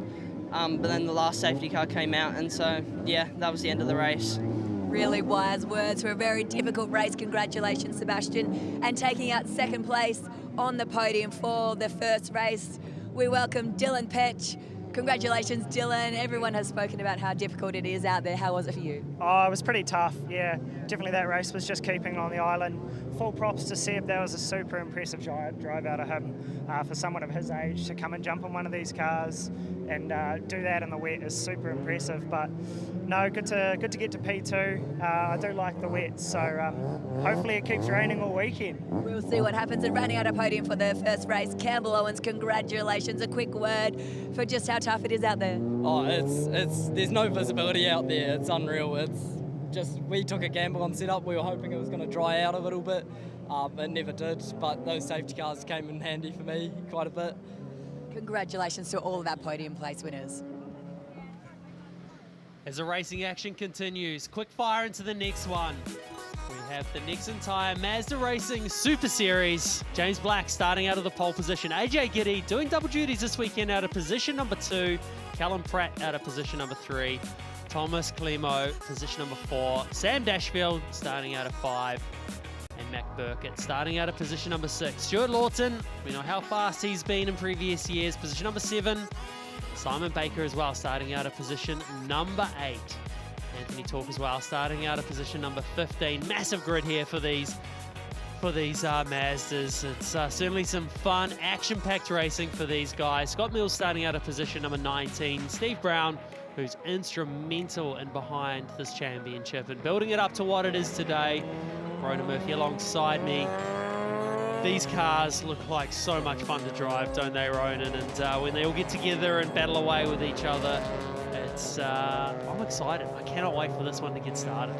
Yeah, it's going to be another awesome race, and great to see all the Mazdas out there, all 22 of them out there on the grid as they get a feel for the conditions now, get the tyres nice and warm, and the brakes. We can hear those screaming rotaries as they come around.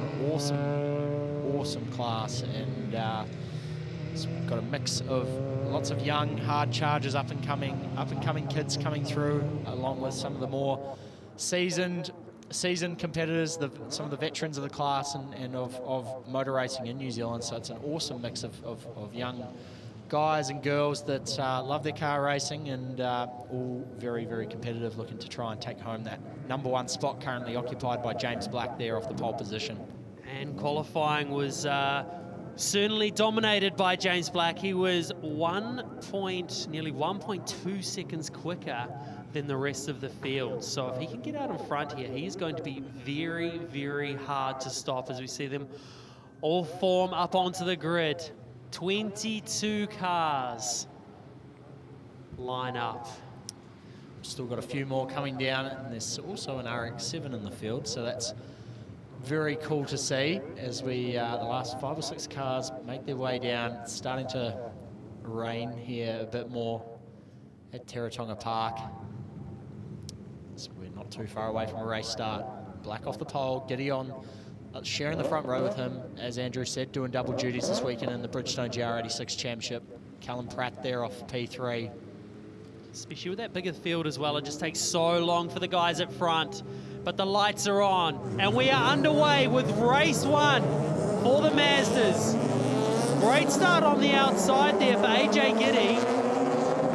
And in behind as well, the next row back as Black, not a very good start on the inside, drops back into 4th into turn 1.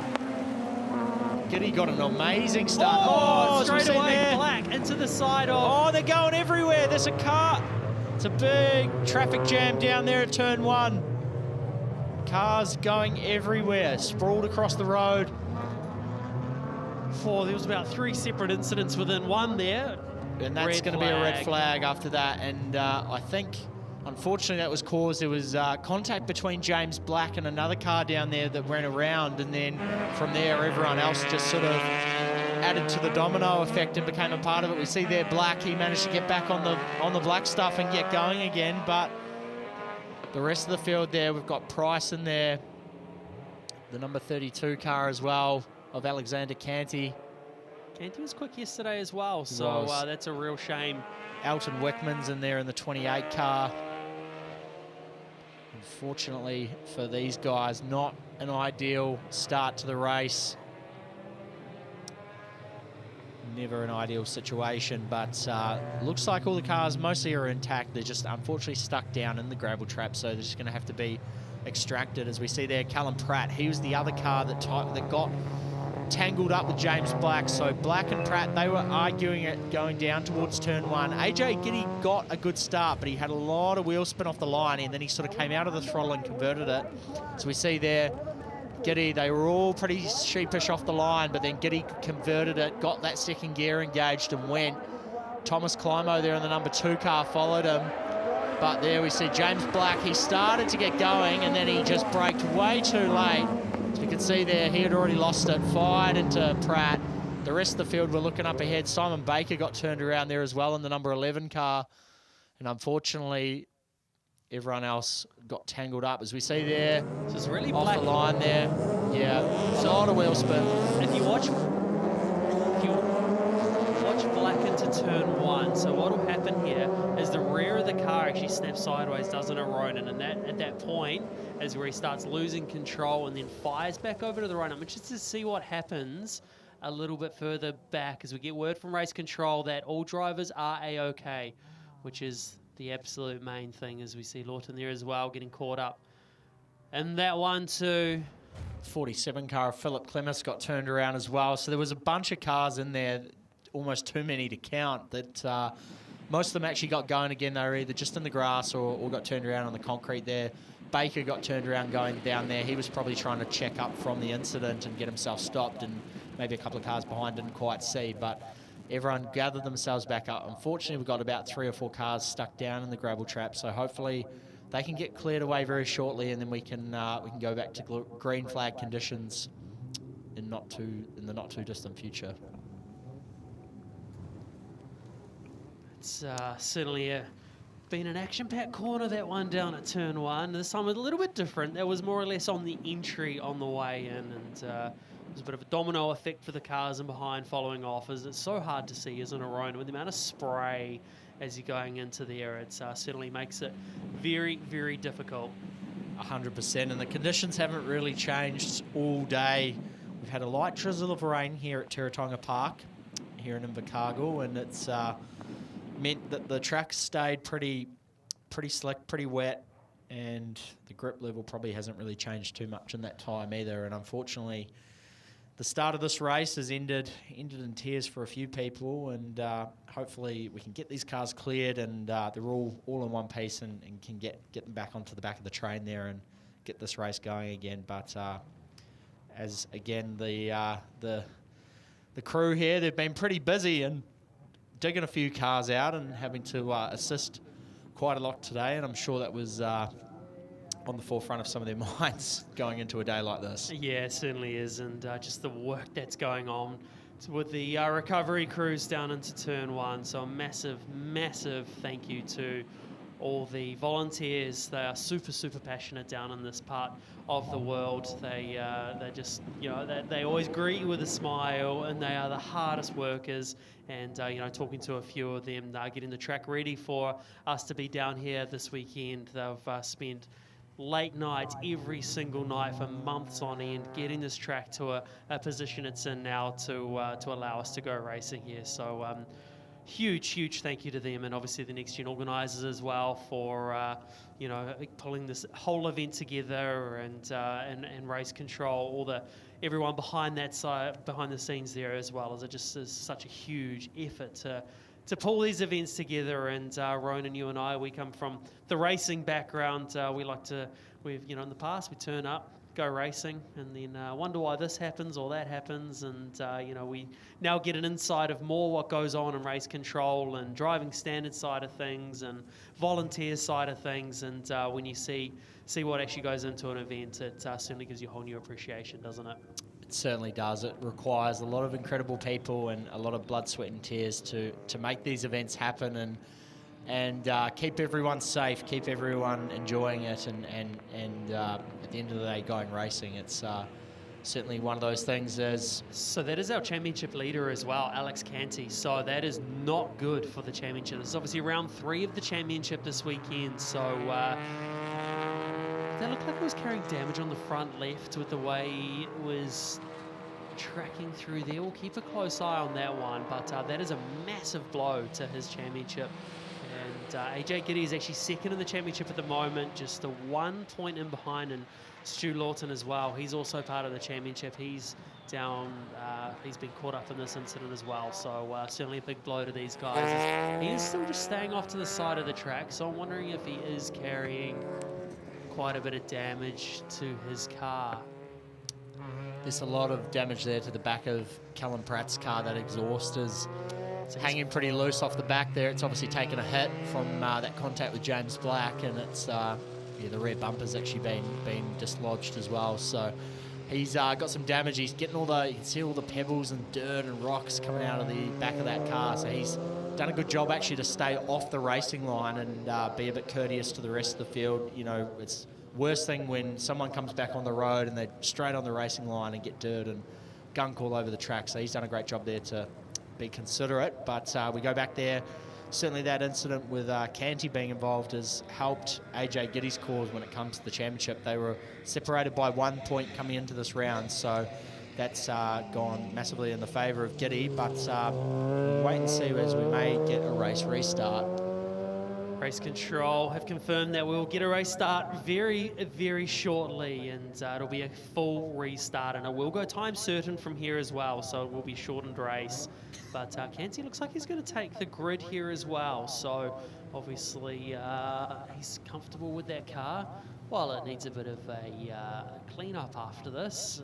That's an easy thing. That's easy done compared to losing championship points. You'll certainly take that over losing out on the championship, but this has been a huge shake-up for the championship. But now it's a complete restart, at least though those guys that have lost out aren't going to be so affected. And Pratt was really the main one that looked like he had some sort of damage, who's within that top part of the championship. Then James Black, who was, you could say, the causer of the incident. He's sitting down there in 5th place. We see one lap warm-up, and we are going to get underway with some racing action again very, very shortly.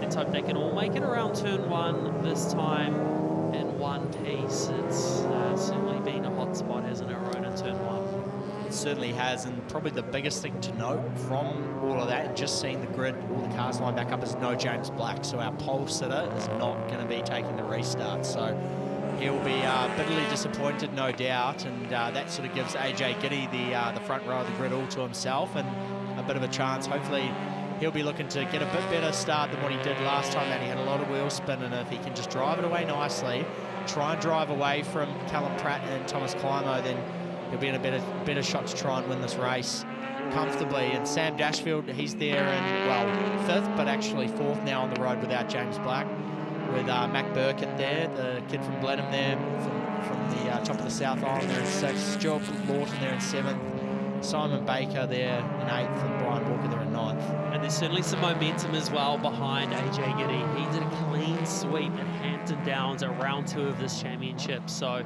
he's certainly really starting to find some form as this championship unfolds. So it's certainly going to be one to watch to see if he can continue that form. Absolutely, as we see there, number 10, the Anytime Fitness RX-8 coming up towards the last corner. The rest of the field making their way around, so we've still got the majority of the grid taking the restart. Just unfortunately, the pole sitter, James Black in the 23 car, he will not be participating in this restart. But the rest of the field make their way around. The thing I'm interested in to see if Pratt's carrying any underlying damage there as well with his car, because he took a fair whack in that back left-hand corner of his car. So whether or not he's feeling anything by now, I would say he's feeling if the car is damaged any further, if the wheel alignment's out, the steering will be tracking left or tracking right. So he'll be having a look at that, keeping that all in mind, and they have radio communication as well, so the team's most likely been up against the pit wall to report anything back as well. And what they can see is the cars once again come up towards the grid. That nervous wait as you start lining up. AJ Giddy, he will be all alone off that front row. His best bet is to duck left as fast as he can to cover that inside line. He got a great start at that first start. Can he repeat it to get back into the race lead and continue the form that he currently has in this championship as the last few cars start lining up into position? Ronan, what are you thinking about at this point? You've already had one start. What's going through your head? I think it's just going through your processes. Obviously, you want to get, especially if you're towards the front of the grid, you just want to get a good start, drive the car away nicely. And I think the key in these situations, especially in these conditions, is just to not panic. As the lights start coming on, they are all on. The lights are out, and we are underway again. And Pratt off the front row is stalled. Looks like no one managed to get the back of him, but Giddy has been outpaced into turn 1 by Stuart Lawton. What a start by him. Sorry, Clemo on the inside. Thomas Climo got a great start there. He got past AJ Giddy, drove it away really nicely. Giddy kind of did what he did in the first restart. He wheel spun the car up a lot, and he really struggled to get it going, and Climo just took advantage of that. But now he's under huge pressure from the youngster, the number 10, the Anytime Fitness RX-8. Those two are in a league of their own currently on this first lap. They're out front. Sam Dashfield, bit of a veteran of the category. He's there in 3rd in the 17 car, having a good run there. Mac Burkett's there, and behind him in 4th. Climo on the defense as they head towards turn 5. Look how shiny the road is. It is slippery as Giddy sideways, trying to get on the throttle, as they've already pulled a decent gap to the cars behind. Oh, Dashfield's car was wiggling around as he went through the went through the kink there. These cars, they don't have ABS anymore, so they're all struggling. Dashfield, and Burkett's taken the 3rd place off him. Stuart Lawton's there, the #1 car. They're in 6th. He's now trying to turn this into a drag race between himself and Dashfield. His teammate Simon Baker's just in behind him there in the 11 car. Coming up the front straight, side by side they go. Lawton slots back in behind, Dashfield there, but they've now lost touch with the top 4. As the 2 out front is still battling away. Clemo there holding the lead still as Giddy looks to go the long way around. Can he get it done? He's on the curb. It's super slippery on that curb. The painted lines. Doesn't quite make it happen. Pulls back in line. Only just, but he's in the inside.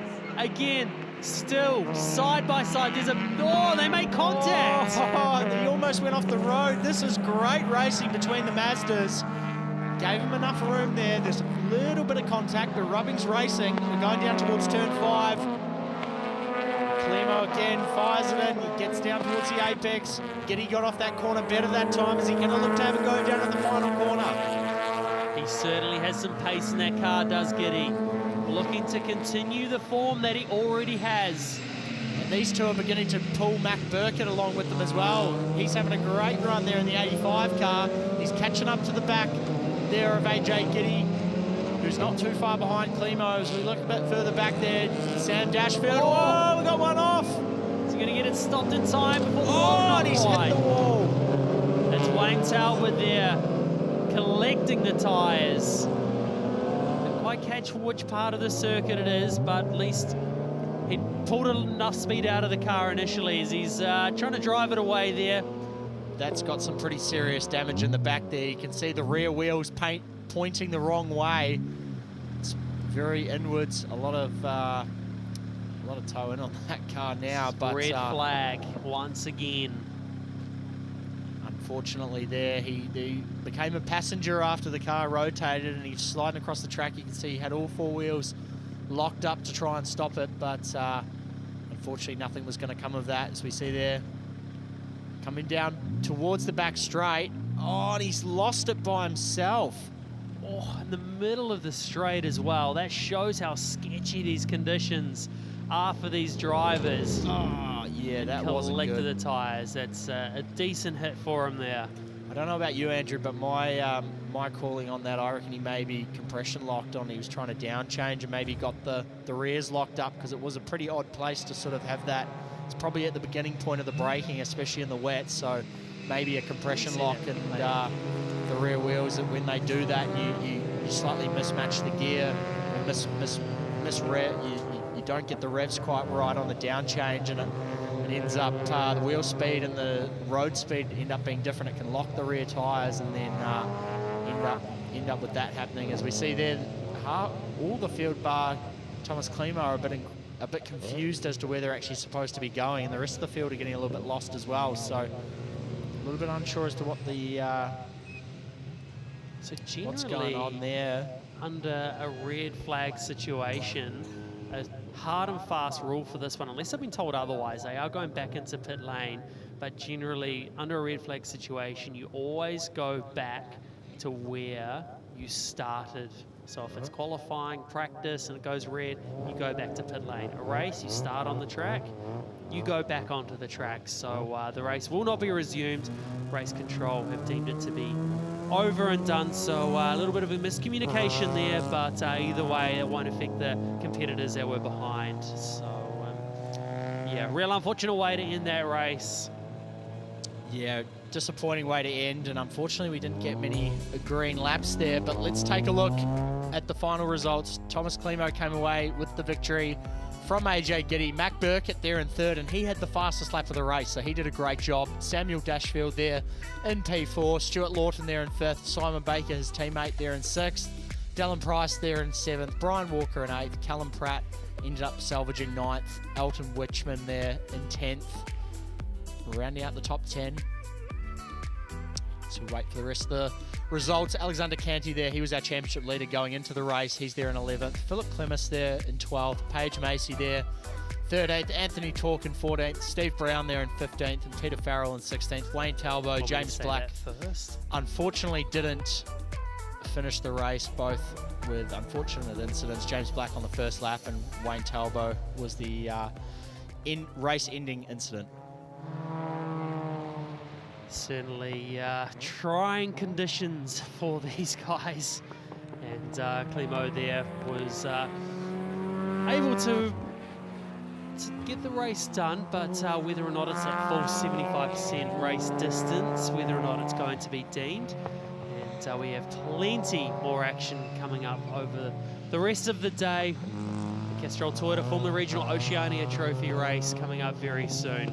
And next week, it's the NAPA New Zealand Grand Prix at Highlands. I cannot wait for that. It's the 70th running of the race, and we celebrate its history as we build up to it next Sunday.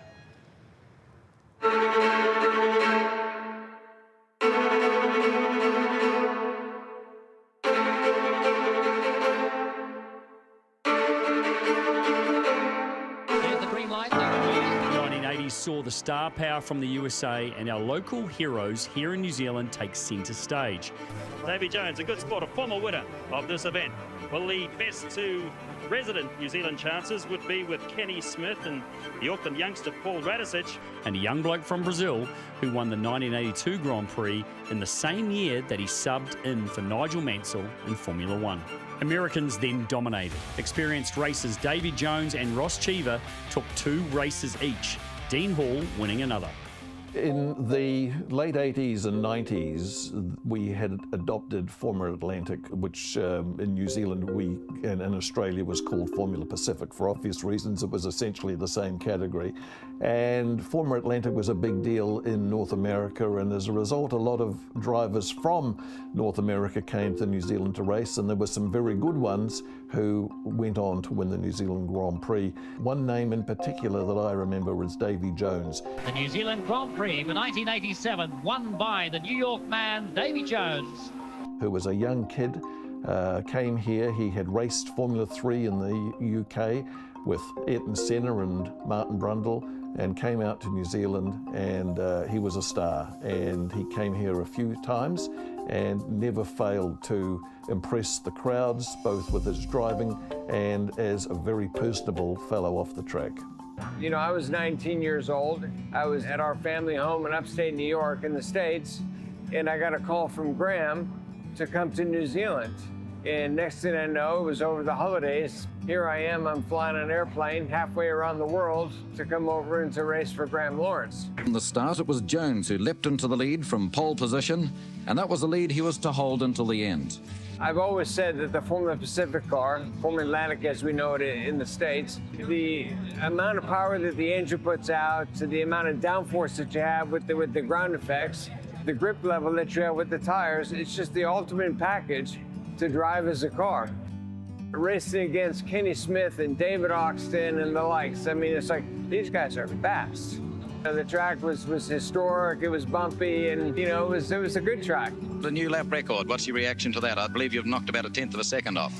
That's great. You know, I believe that I was a bit quicker than that in practice, and you have to break a record in the race, and I'm really pleased to hear that. See, I didn't really know how big the New Zealand Grand Prix was until after I had won it, and as a racing driver, you're here to come in and to wheel the car. Here I am as a 19-year-old kid, and being on television, being in the media like I was, and people recognizing you who you are, and it was pretty cool. I mean, it was my first taste of stardom. Our Formula Atlantic Pacific category ran for the entire 1980s, and by this time, Kiwis were well and truly on top in many years, with names such as Kenny Smith. There's the flag for the man of the moment, Kenny Smith. David Oxton, Dave McMillan, Steve Millen, and then came Paul Radisich, who arrived as a bit of a lightning bolt to shake up the old fellas. Do you think you can get past Kenny? I think so, yeah. Here in Bay Park, you had a little contretemps with Paul Radisich, the young driver, New Zealand's great hope at the moment. Why is it that you dislike each other? Well, it's not that we dislike each other, we're probably just as good of friends as anyone else, but at the same time as when he's on a track, he just gets a bit aggressive and thinks he's doing Formula 3 driving in Europe. Well, if he wants any of that carry on, you know, I'll give it back to him. Basically, couldn't get past, and I think it's just a little bit of sour grapes, really. You know, I'm not going to take any nonsense from him. I mean, if he wants a clash or a wheel bang, well, I'll give him a wheel bang. It was a big deal. Like it meant something. New Zealand Grand Prix is one of the only, I think it's two of the only Grand Prix in the world outside Formula One. So it really meant everything. Well, the win in '88, Kenny was the guy chasing me all the way, and I just remember if I make one gear change, miss one gear change, that would be the end of it. And we managed to hold off. We started on pole, won the race. My dad had tried to win the Grand Prix for many years, and having him on the spanners and doing the engines, and it was a real team affair. These were really the names that were the major attractions during most of that decade before Craig Baird and Greg Murphy came along to give Kiwis another bunch of names to cheer for. The toughest bloke on the track was Paul Radisich. The toughest bloke off the track was Kenny Smith. If you screwed him over, he did threaten to stab me once. With a screwdriver, that wouldn't have been that pleasant, but he was a ripper bloke and we're very good friends now.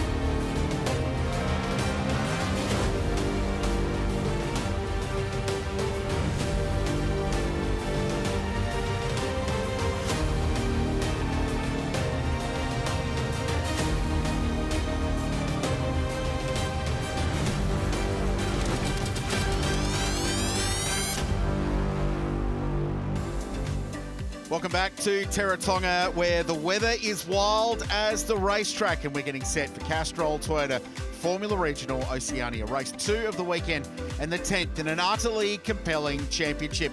The rain is falling, the grid is set. Before we get racing, let's learn a little bit more about one of the young stars in this great championship. My name is Fionn McLaughlin. I'm from Ireland. I started in motorsport in go-karting. My dad did it, so I followed his footsteps when I was young. I started karting when I was 3, and yeah, it's continued to now. What I love is the adrenaline, you know, the speed. I think it just gives me such an adrenaline boost, and I just thrive for it. I thrive for perfection, and I think the joy I get from racing is I think the best I could get from any sport. I think becoming British F4 champion this year was probably my biggest achievement so far. I'm racing in New Zealand because I think it's a good winter championship for us anyway. It's summer for yous, but yeah, it's a good way to start off the year before heading into F3, and yeah, it's getting a bit of rust off, and yeah, hopefully I can take away some good wins and maybe the championship. My motorsport goal is to become a multiple-time F1 world champion. And not just to be there, I want to be the best. So yeah, I'll work towards that. My motorsport idols is Sebastian Vettel and Max Verstappen. Younger me loved Sebastian Vettel, and then he retired, and then I've started to love the way Max Verstappen drives and how good he is. Outside motorsport, I like football a lot as well. I like watching the Premier League, and yeah, I'm quite a sports person. I like paddle and stuff as well. So before racing, I really like house music. I like house, I like rap as well, and country really. So, but before race, I would like to listen to a bit of house before it starts.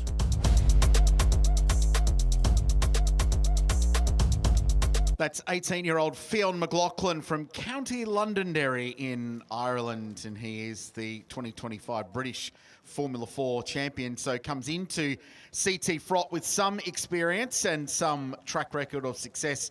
Only 15th in the championship following race 1 this morning, where he finished 9th in wet conditions. A little delay of cars being released from the form-up grid as Andrew Waite joins me in commentary. Some wall repairs ongoing here at Teretonga Park. Our hard-working volunteers and the members of the car club that own and promote the venue here working very hard to get the track ready after a fairly bruising encounter from the one-make Mazda Series we've just seen. So some repairs underway, new tyres going in, and the conditions are wild. Having said that, the drivers have experienced this before. Qualifying this morning, Andrew, it was torrentially wet. There were 3 red flags in this session. This was a lap that got Freddie Slater on the front row and gives you a bit of an experience about what these conditions are all about. Straight away, you can see just how hard it is for him to see where he's going. At this point here, you can see the flashing red light. That's about your only visual reference of where everything is up ahead of you. He's reasonably early on the brakes. We've seen so many cars off on the outside of turn 1 there. Staying super patient on the throttle, feeding it back in, trying to get it turned in. You can see the understeer he's got. He's trying to turn the car in, but it's not quite responding as he would otherwise like. Down into turn 2. Faster than you think through there. A little bit of a snap oversteer on entry, and then more oversteer on exit. He's back in the throttle once again, making his way up towards turn 5. A lot of standing water through here has been reported again as we're about to get this race underway hopefully soon. And then the big oversteer on exit. Wheel spin as well. He makes his way down to the all-important last turn. Nice and early on the brakes this lap. Getting the car rotated through the middle and really focusing on that throttle, getting on as early as you can, especially in these conditions. You don't want to run out over the white lines on the outside and break into a wheel spin. And again, this point here, you can see just that wall of water. So hard to see anything up in front of you. Rihanna. While we just wait for this short delay, I just thought I would take you into the holding area for the CT Frott cars. And as you can see, weather is continuing to come down here. Ryan Wood is going to be my very experienced Prolly girl. Ryan, just such tricky conditions that you guys have been dealt with all day long. How do you feel as you sit here and know what's coming ahead? Yeah, look, I don't know what's more tricky, me driving in this condition or you guys commentating and standing in this weather. But look, it's been very tough. Our MTech cars have struggled a little bit, to be honest, but we'll salvage something starting on the front row here. So just do the best we can and enjoy it. And at the end of the day, like me and Rich spoke about this morning, it's all about learning in these tough conditions, tough scenarios, and building from it and getting better.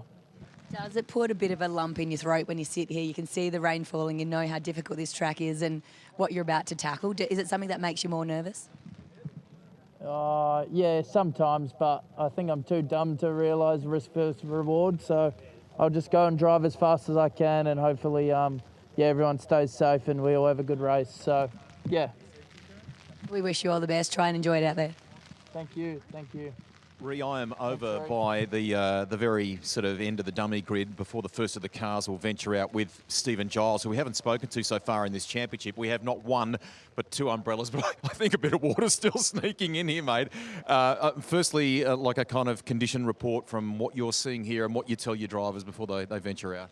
Yeah, obviously conditions aren't any better than they were before. Probably a bit more water on track, so we'll just have to see what it looks like on the outlap there. Were there learnings from this morning's race that you bring into this?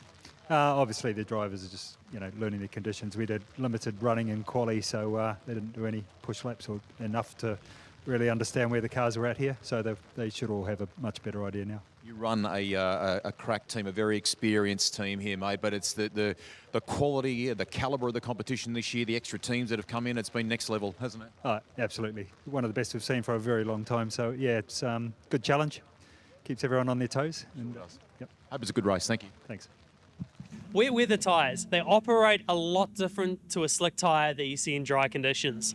So this wet weather tyre here, so you can see the way the tread is. So they've got these really sharp blocks all the way through. It's a directional tyre as well, so all the water pushes through it and then gets dispersed through the tread there. And the idea of that is to cut the tyre into the road as much as possible, so you've got this tread here on the actual circuit, not water in between, but actually on the circuit. And using this tyre correctly is important as well. When it's starting to dry a bit, you'll see that the spray goes less. And so when you get to a point where there's no spray coming off the tyre, that's when you've got to really start considering which tyre you want on the car. Do you want to go to a slick tyre, or are you going to stay on the wet weather tyre? Because if you stay on the wet weather tyre, what happens is you overheat it too much, and then the blocks on the tyre become like marshmallows. They roll around, and then you start wearing them out super quickly. You also wreck the edges of the tyre, and then the next time you go to use it, you won't have as much grip because that isn't cutting into the surface as much. And that is a wet tyre, super important to make sure that they are prepped, ready for the drivers, important thing to get right. An explainer on the Pirelli wet weather tyre used in CT Frot. Track repairs look like they are complete. The team have done an enormous amount of work. Track inspection has been completed as well. Hopefully not far away from some racing here at Teretonga. A short break and back with Castrol Toyota Formula Regional Oceania Trophy. It's one of the biggest weekends on the Kiwi sporting calendar, January 30 to February 1 at Highlands Motorsport Park for a milestone running of the NAPA New Zealand Grand Prix. It's the title decider of the Castrol Toyota Formula Regional Oceania Trophy. There's Formula Atlantics, Bridgestone GR86, GTs, some fire-breathing V8s and all sorts of family fun. Be there for the 70th running of the GP Round 5 of the Repco NextGen NZ Championship, or catch it on Sky Sport.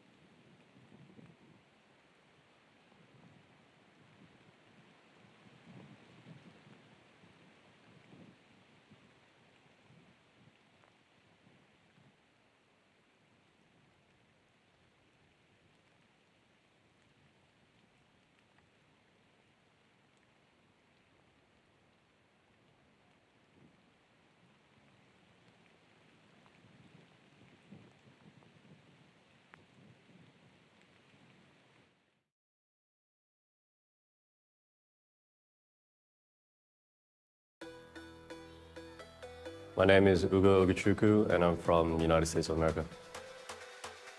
I started because of my dad, mainly. He used to do karting, so he got me kind of into that. Made me try one weekend in upstate New York, and yeah, I really enjoyed it from the first time. Wanted to go back the next weekend, and then it all started from there. The favorite thing about motorsport is the competition, how close you need to be to the limits, and yeah, really having to perfect corner by corner to be as quick as possible. Winning the Macau Grand Prix has definitely been one of my biggest achievements so far in motorsport, mainly because it's such a prestigious race, has a really great history behind it. So yeah, I was really proud that I was able to win that, and meant a lot to me.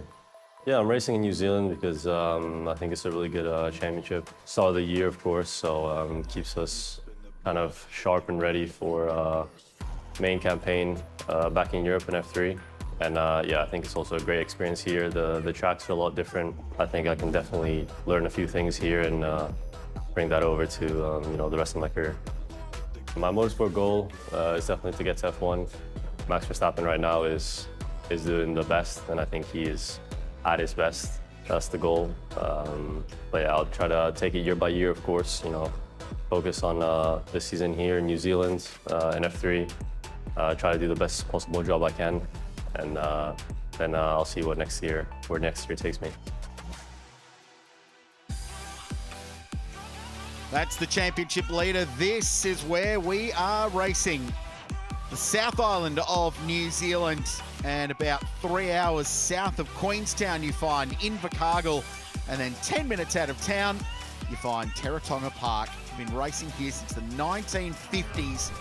Second oldest permanent racetrack in the country, and one of the fastest as well, one of the greatest to watch motor racing from, because it is truly spectacular and very, very fast. People watching all around the world, the Castrol Toyota Formula Regional Oceania Championship.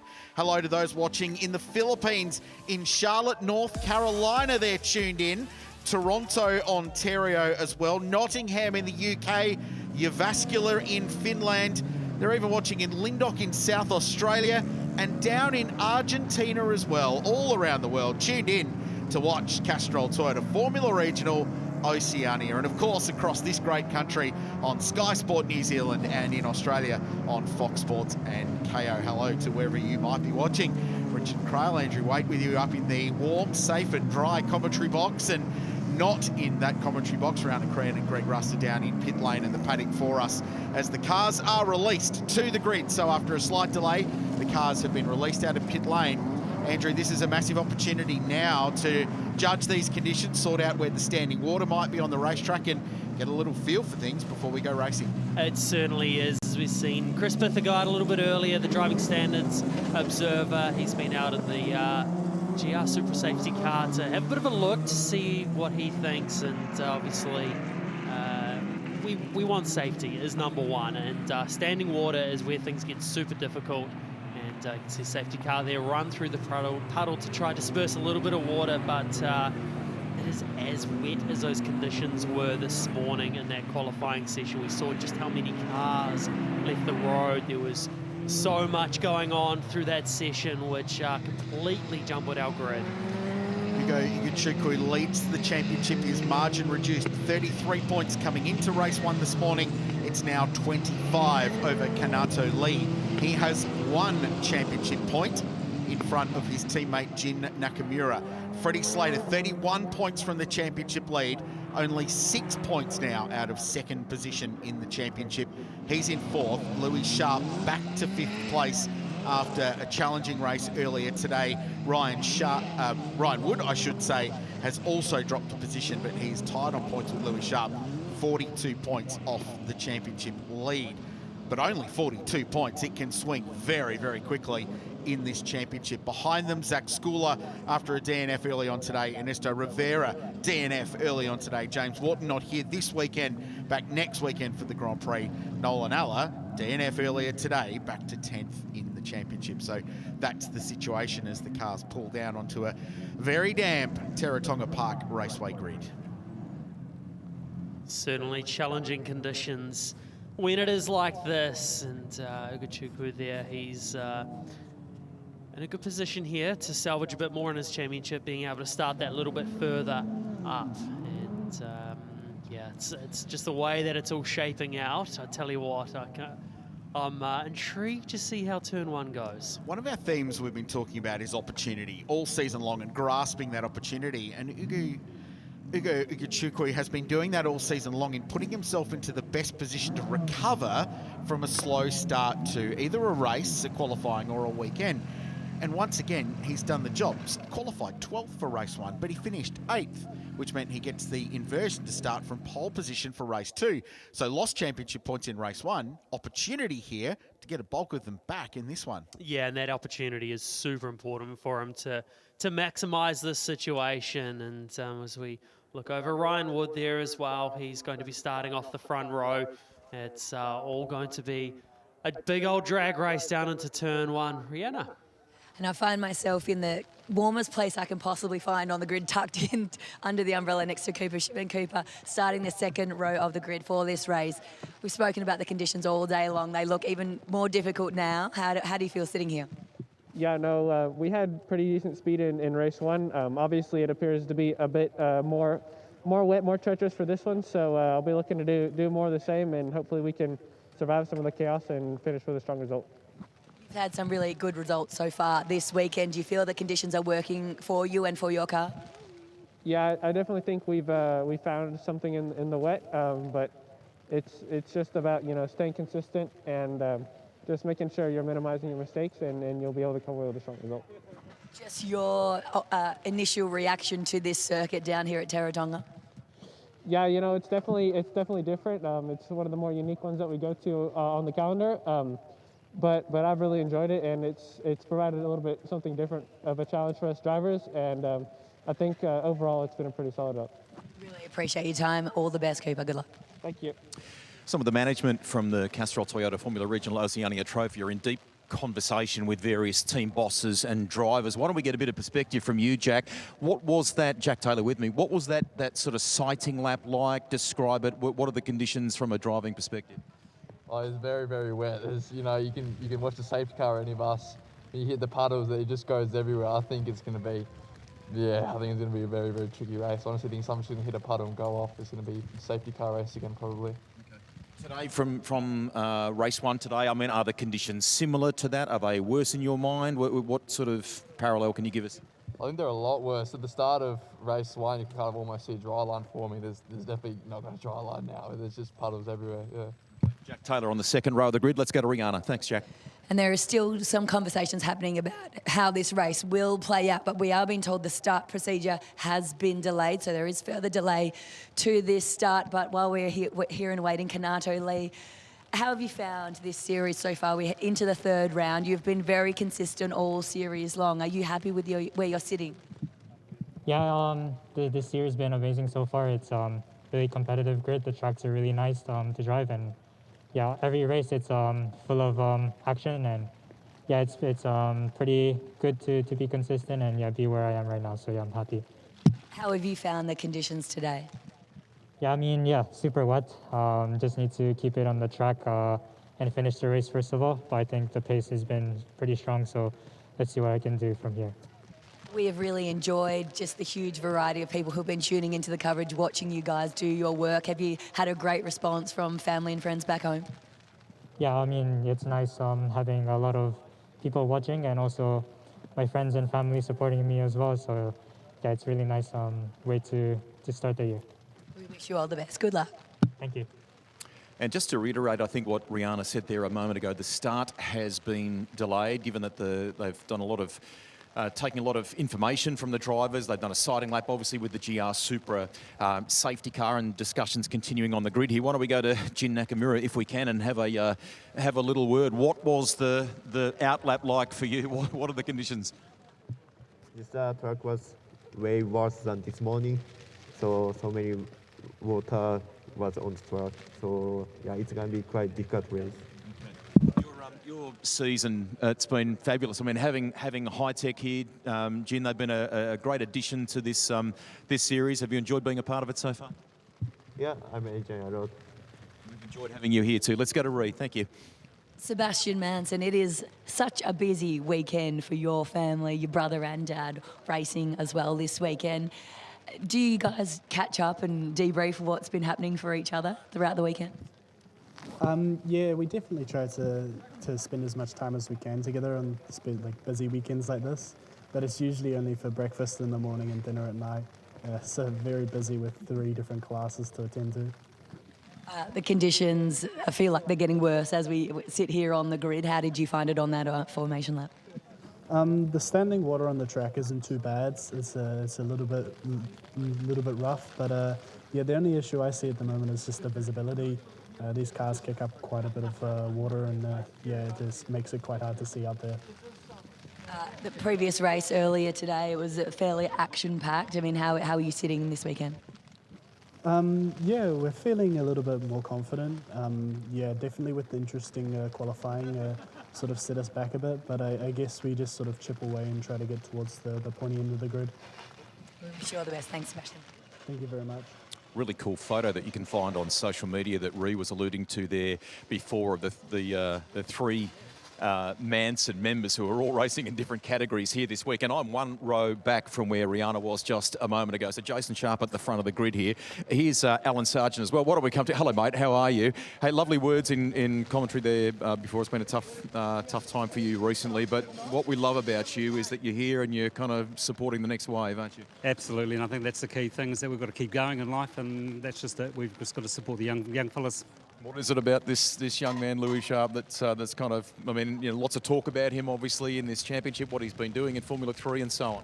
Yeah, well, it's just a case of it's something for me to give back to a young and up-and-coming person who needs some support. So it's just as simple as that. Right, thanks for chatting with us. We love that super in Summerset GT. Here he is. This is Louis' dad, smartest man among all of us with the beanie on. What are we doing here, mate? Well, I grew up here, so I know full well. So there we go. What is it like for you as Nervous Dad? You and I spoke in the lead up to a chat I had with him separately last week. He has been ultra competitive since he basically jumped out of a pushchair or a pram, hasn't he? He has. He showed those qualities from a very early age, that determination and that competitive instinct. So he's carried it through, which is great. So we're enjoying this journey. It's incredible, and have people like Alan and others on board to make it happen is just amazing. We're wishing you well with the continuation of that journey. You've got a proper kind of sporting background too, but yours is more on the rugby side. He's gone motor racing, hasn't he? Yeah, he's gone motor racing, and it was my fault we went motor racing. I had him playing rugby and we stopped at a go-kart track, so I take full responsibility, unfortunately, for that one.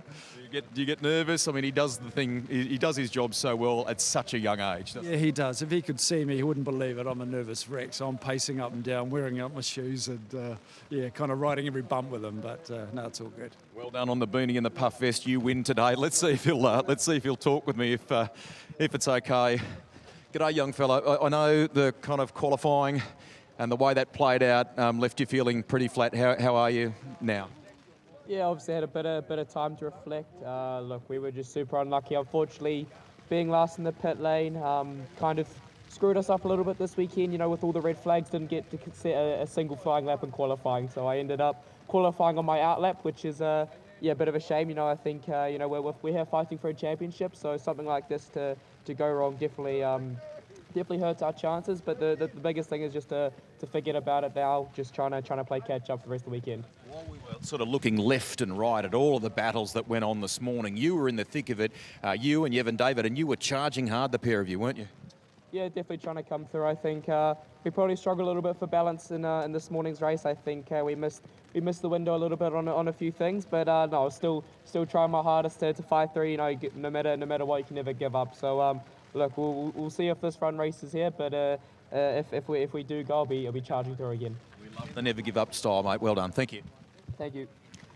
Thanks to Greg Rust and Rihanna Crean down there on a very, very wet Teretonga Park front straight. The start has been delayed in race number 2 of Castrol Toyota Formula Regional Oceania. We'll take a short break.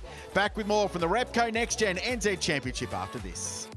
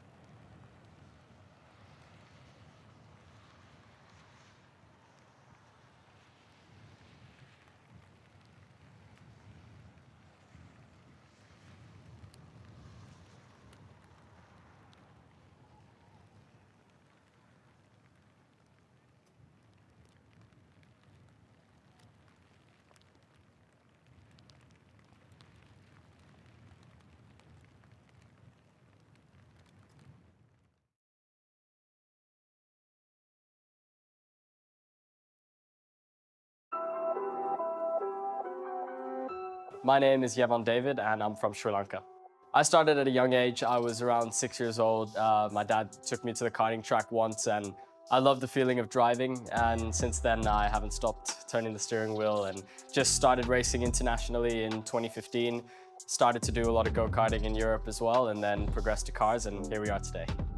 I love the feeling of driving, you know, more than cars and, you know, Formula One. I just love being in control and going at such high speeds, especially competing. I love winning as well, so that's why the dream for me is Formula One, making it there one day and winning. So yeah, those two things together is what fueled my dream of going all the way. I'd say definitely last year in Euro Formula, getting the vice champion was pretty good because, I mean, it's my second season in cars, and to be top 3 in a championship was really exciting. And I've had a lot of races in karting which were pretty memorable, but to have a memorable season in cars was really nice. I'm racing here to prepare for my main season in Formula 3, getting used to different tracks, different conditions, and also being able to practice doing qualifying and racing on the first few laps. We have a lot of races each weekend, a lot of different tracks to get used to, so adapting quickly, executing on time in qualifying is exactly what we need for Formula 3, racing in new tracks like Melbourne and Monaco, so practicing that and obviously getting the experience to race in New Zealand, so very excited for it. Yeah, of course, I said my goal is Formula One. I've dreamed of it since I started in 2014 when I was a kid, loving the feeling of driving, but watching Formula One, watching Lewis win at the time, and definitely within reach within the next 3 or 4 years. So I'm working hard. It's more of a goal now than a dream. So, you know, every day I live for it and have the hope of being the first Sri Lankan to make it as well. I like to spend time with family, so usually my downtime from racing is Christmas, watching some Netflix and playing some other sports like basketball, watching sports as well, and just spending time at home. You know, I don't get to be at home so much during the season, so yeah, just doing nothing at home, being away from racing, and then being switched on when the time comes. Motorsport idols would be Lewis Hamilton, Jim Clark, and Ayrton Senna. I love the 3 of them, especially Jim Clark for, you know, he was so inspirational back in the day, and although it's been quite a while now since he's raced, it's still really cool to see what he's done. And of course, Senna and Hamilton, one of the greatest to ever race in Formula One. Usually I don't listen to music before a race. Usually it's music in the gym. During the races, I'm quite relaxed, so maybe some relaxed Jamaican beats would be more suitable, but yeah, definitely something along those lines. Yevan David, he's been one of the great stories. Oh, that is an amazing shot. Tony, fine work by a great man down there on the grid, getting all of the roving shots this weekend of the Sri Lankan fan club. That has been one of the incredible stories of this summer of motorsport in New Zealand. There have been Sri Lankan fans at every round so far. We welcome them. Thank you for your support. And Yevan David, I'm sure, is appreciative of that, as is his family. Let's go to Ree. And Krause, if I could, I would jump in the cockpit with Wampu Tue at the moment because the rain is falling and it is cold. But Wampu, as you sit here now, just tell us how difficult these conditions have been throughout the day. Well, obviously, from race 1 we weren't too bad with the conditions. Obviously it's not raining, but currently just all the upper plane and stuff like that and visibility will definitely be an impact to the race. So we'll see how it gets on. I feel like your results so far this weekend, you've been moving further and further up the grid. Do you feel like you've got a bit more of a handle on the car and this team? Yeah, obviously, just a bit unfortunate doing the qualifying, which puts us in the back of the grid, but it doesn't affect too much. So definitely, obviously, it's not halfway through the grid. So hopefully we can get some more places in the race and for tomorrow as well. We wish you all the best. Thank you. Thank you. Thank you. When you look at what some of the parents of these drivers have done during their careers, it is no wonder these are such competitive human beings. We have Victoria's Secret models, we have Italian fashion designers, former rugby players. Trevor Lazaret, who's with us, his parents have both been ace jet fighter pilots. Hello, mate. How are you? What are we doing here going racing? What were the conditions like on the outlet, firstly, for you? Yeah, of course. Everybody loves a little bit of wet racing. It's the purest form of driving a race car, in my opinion. But yeah, on the outlap, the track, there was a lot of standing water, a lot of puddles forming. And definitely more wet than the first race. So we'll have to see what race control decides to do here. Yeah, absolutely. I think we've spied your mum watching on social media, watching on YouTube and stuff. Is she nervous watching back in America? What's she like? Exactly, yeah. Nobody's been more supportive than my family back home. So, hey guys. But yeah, they're you know, very supportive, and I think excited to see me out here. You have stayed on what we call terra firma, on the ground. They've enjoyed some amazing things in the air. Were you ever tempted to go down that path? Yeah, it's funny you say that. I've actually been working on my pilot's license for the past couple of months, and I'm right around the corner. So. Okay. For now, it's about focusing on the racing. We wish you well with that too. Thanks for chatting with us. Thank you. There he is, Trevor Lazarette. Ricardo Baptista, tell me, how have you found the C2 Front Series so far this season? It's been a really nice experience for me. Obviously, the grid's very competitive. It's a much higher level than what I was used to. So it's been for me a very good learning experience, and yeah, I'm enjoying it a lot. What have you found the biggest challenges are for you? I think just in general, keep up with the pace of the front runners. As I said, their grid is very competitive. So yeah, I have to keep working hard to be able to keep up with them. We appreciate your time. It looks like everybody is clearing their grid at the moment, so let's see what happens. Rihanna, thank you. We can tell you Motorsport New Zealand Race Control and Toyota Gazoo Racing New Zealand have made the call that this race unfortunately will not start. Andrew Waite is alongside me. Plenty of experience racing in these kinds of conditions. Sometimes you've got to make the tough call, don't you, to ensure the safety of those on and off the racetrack, and that's the decision that's been made today. Yeah, you've got to put safety above all else, and with these conditions the way they are at the moment, we saw what happened in qualifying earlier today when there were similar conditions. So yeah, tough call by the teams that make the calls for this, and you know, it's been so long for them to make the call because they want to go racing as much as we want to go racing, but you've just got to ride it out and try and make the best decisions. So the main thing is we'll unfortunately not see the commencement of this race as one of the very experienced team, Tony Chambers. He's looking a bit weathered out there, shall we say. So unfortunately this race has been abandoned and will take no further part. However, there is plenty more racing coming your way from the Repco NextGen NZ Championship. In fact, tomorrow is a massive day on air. Bright and early. Coverage commences at 9:25 a.m. New Zealand time. That's 7:25 a.m. in Australia. Wherever you might be watching around the world, please check that out. The Ascot Park Hotel Teretonga Park International continues. Check your local guides and the nextgennz.co.nz website.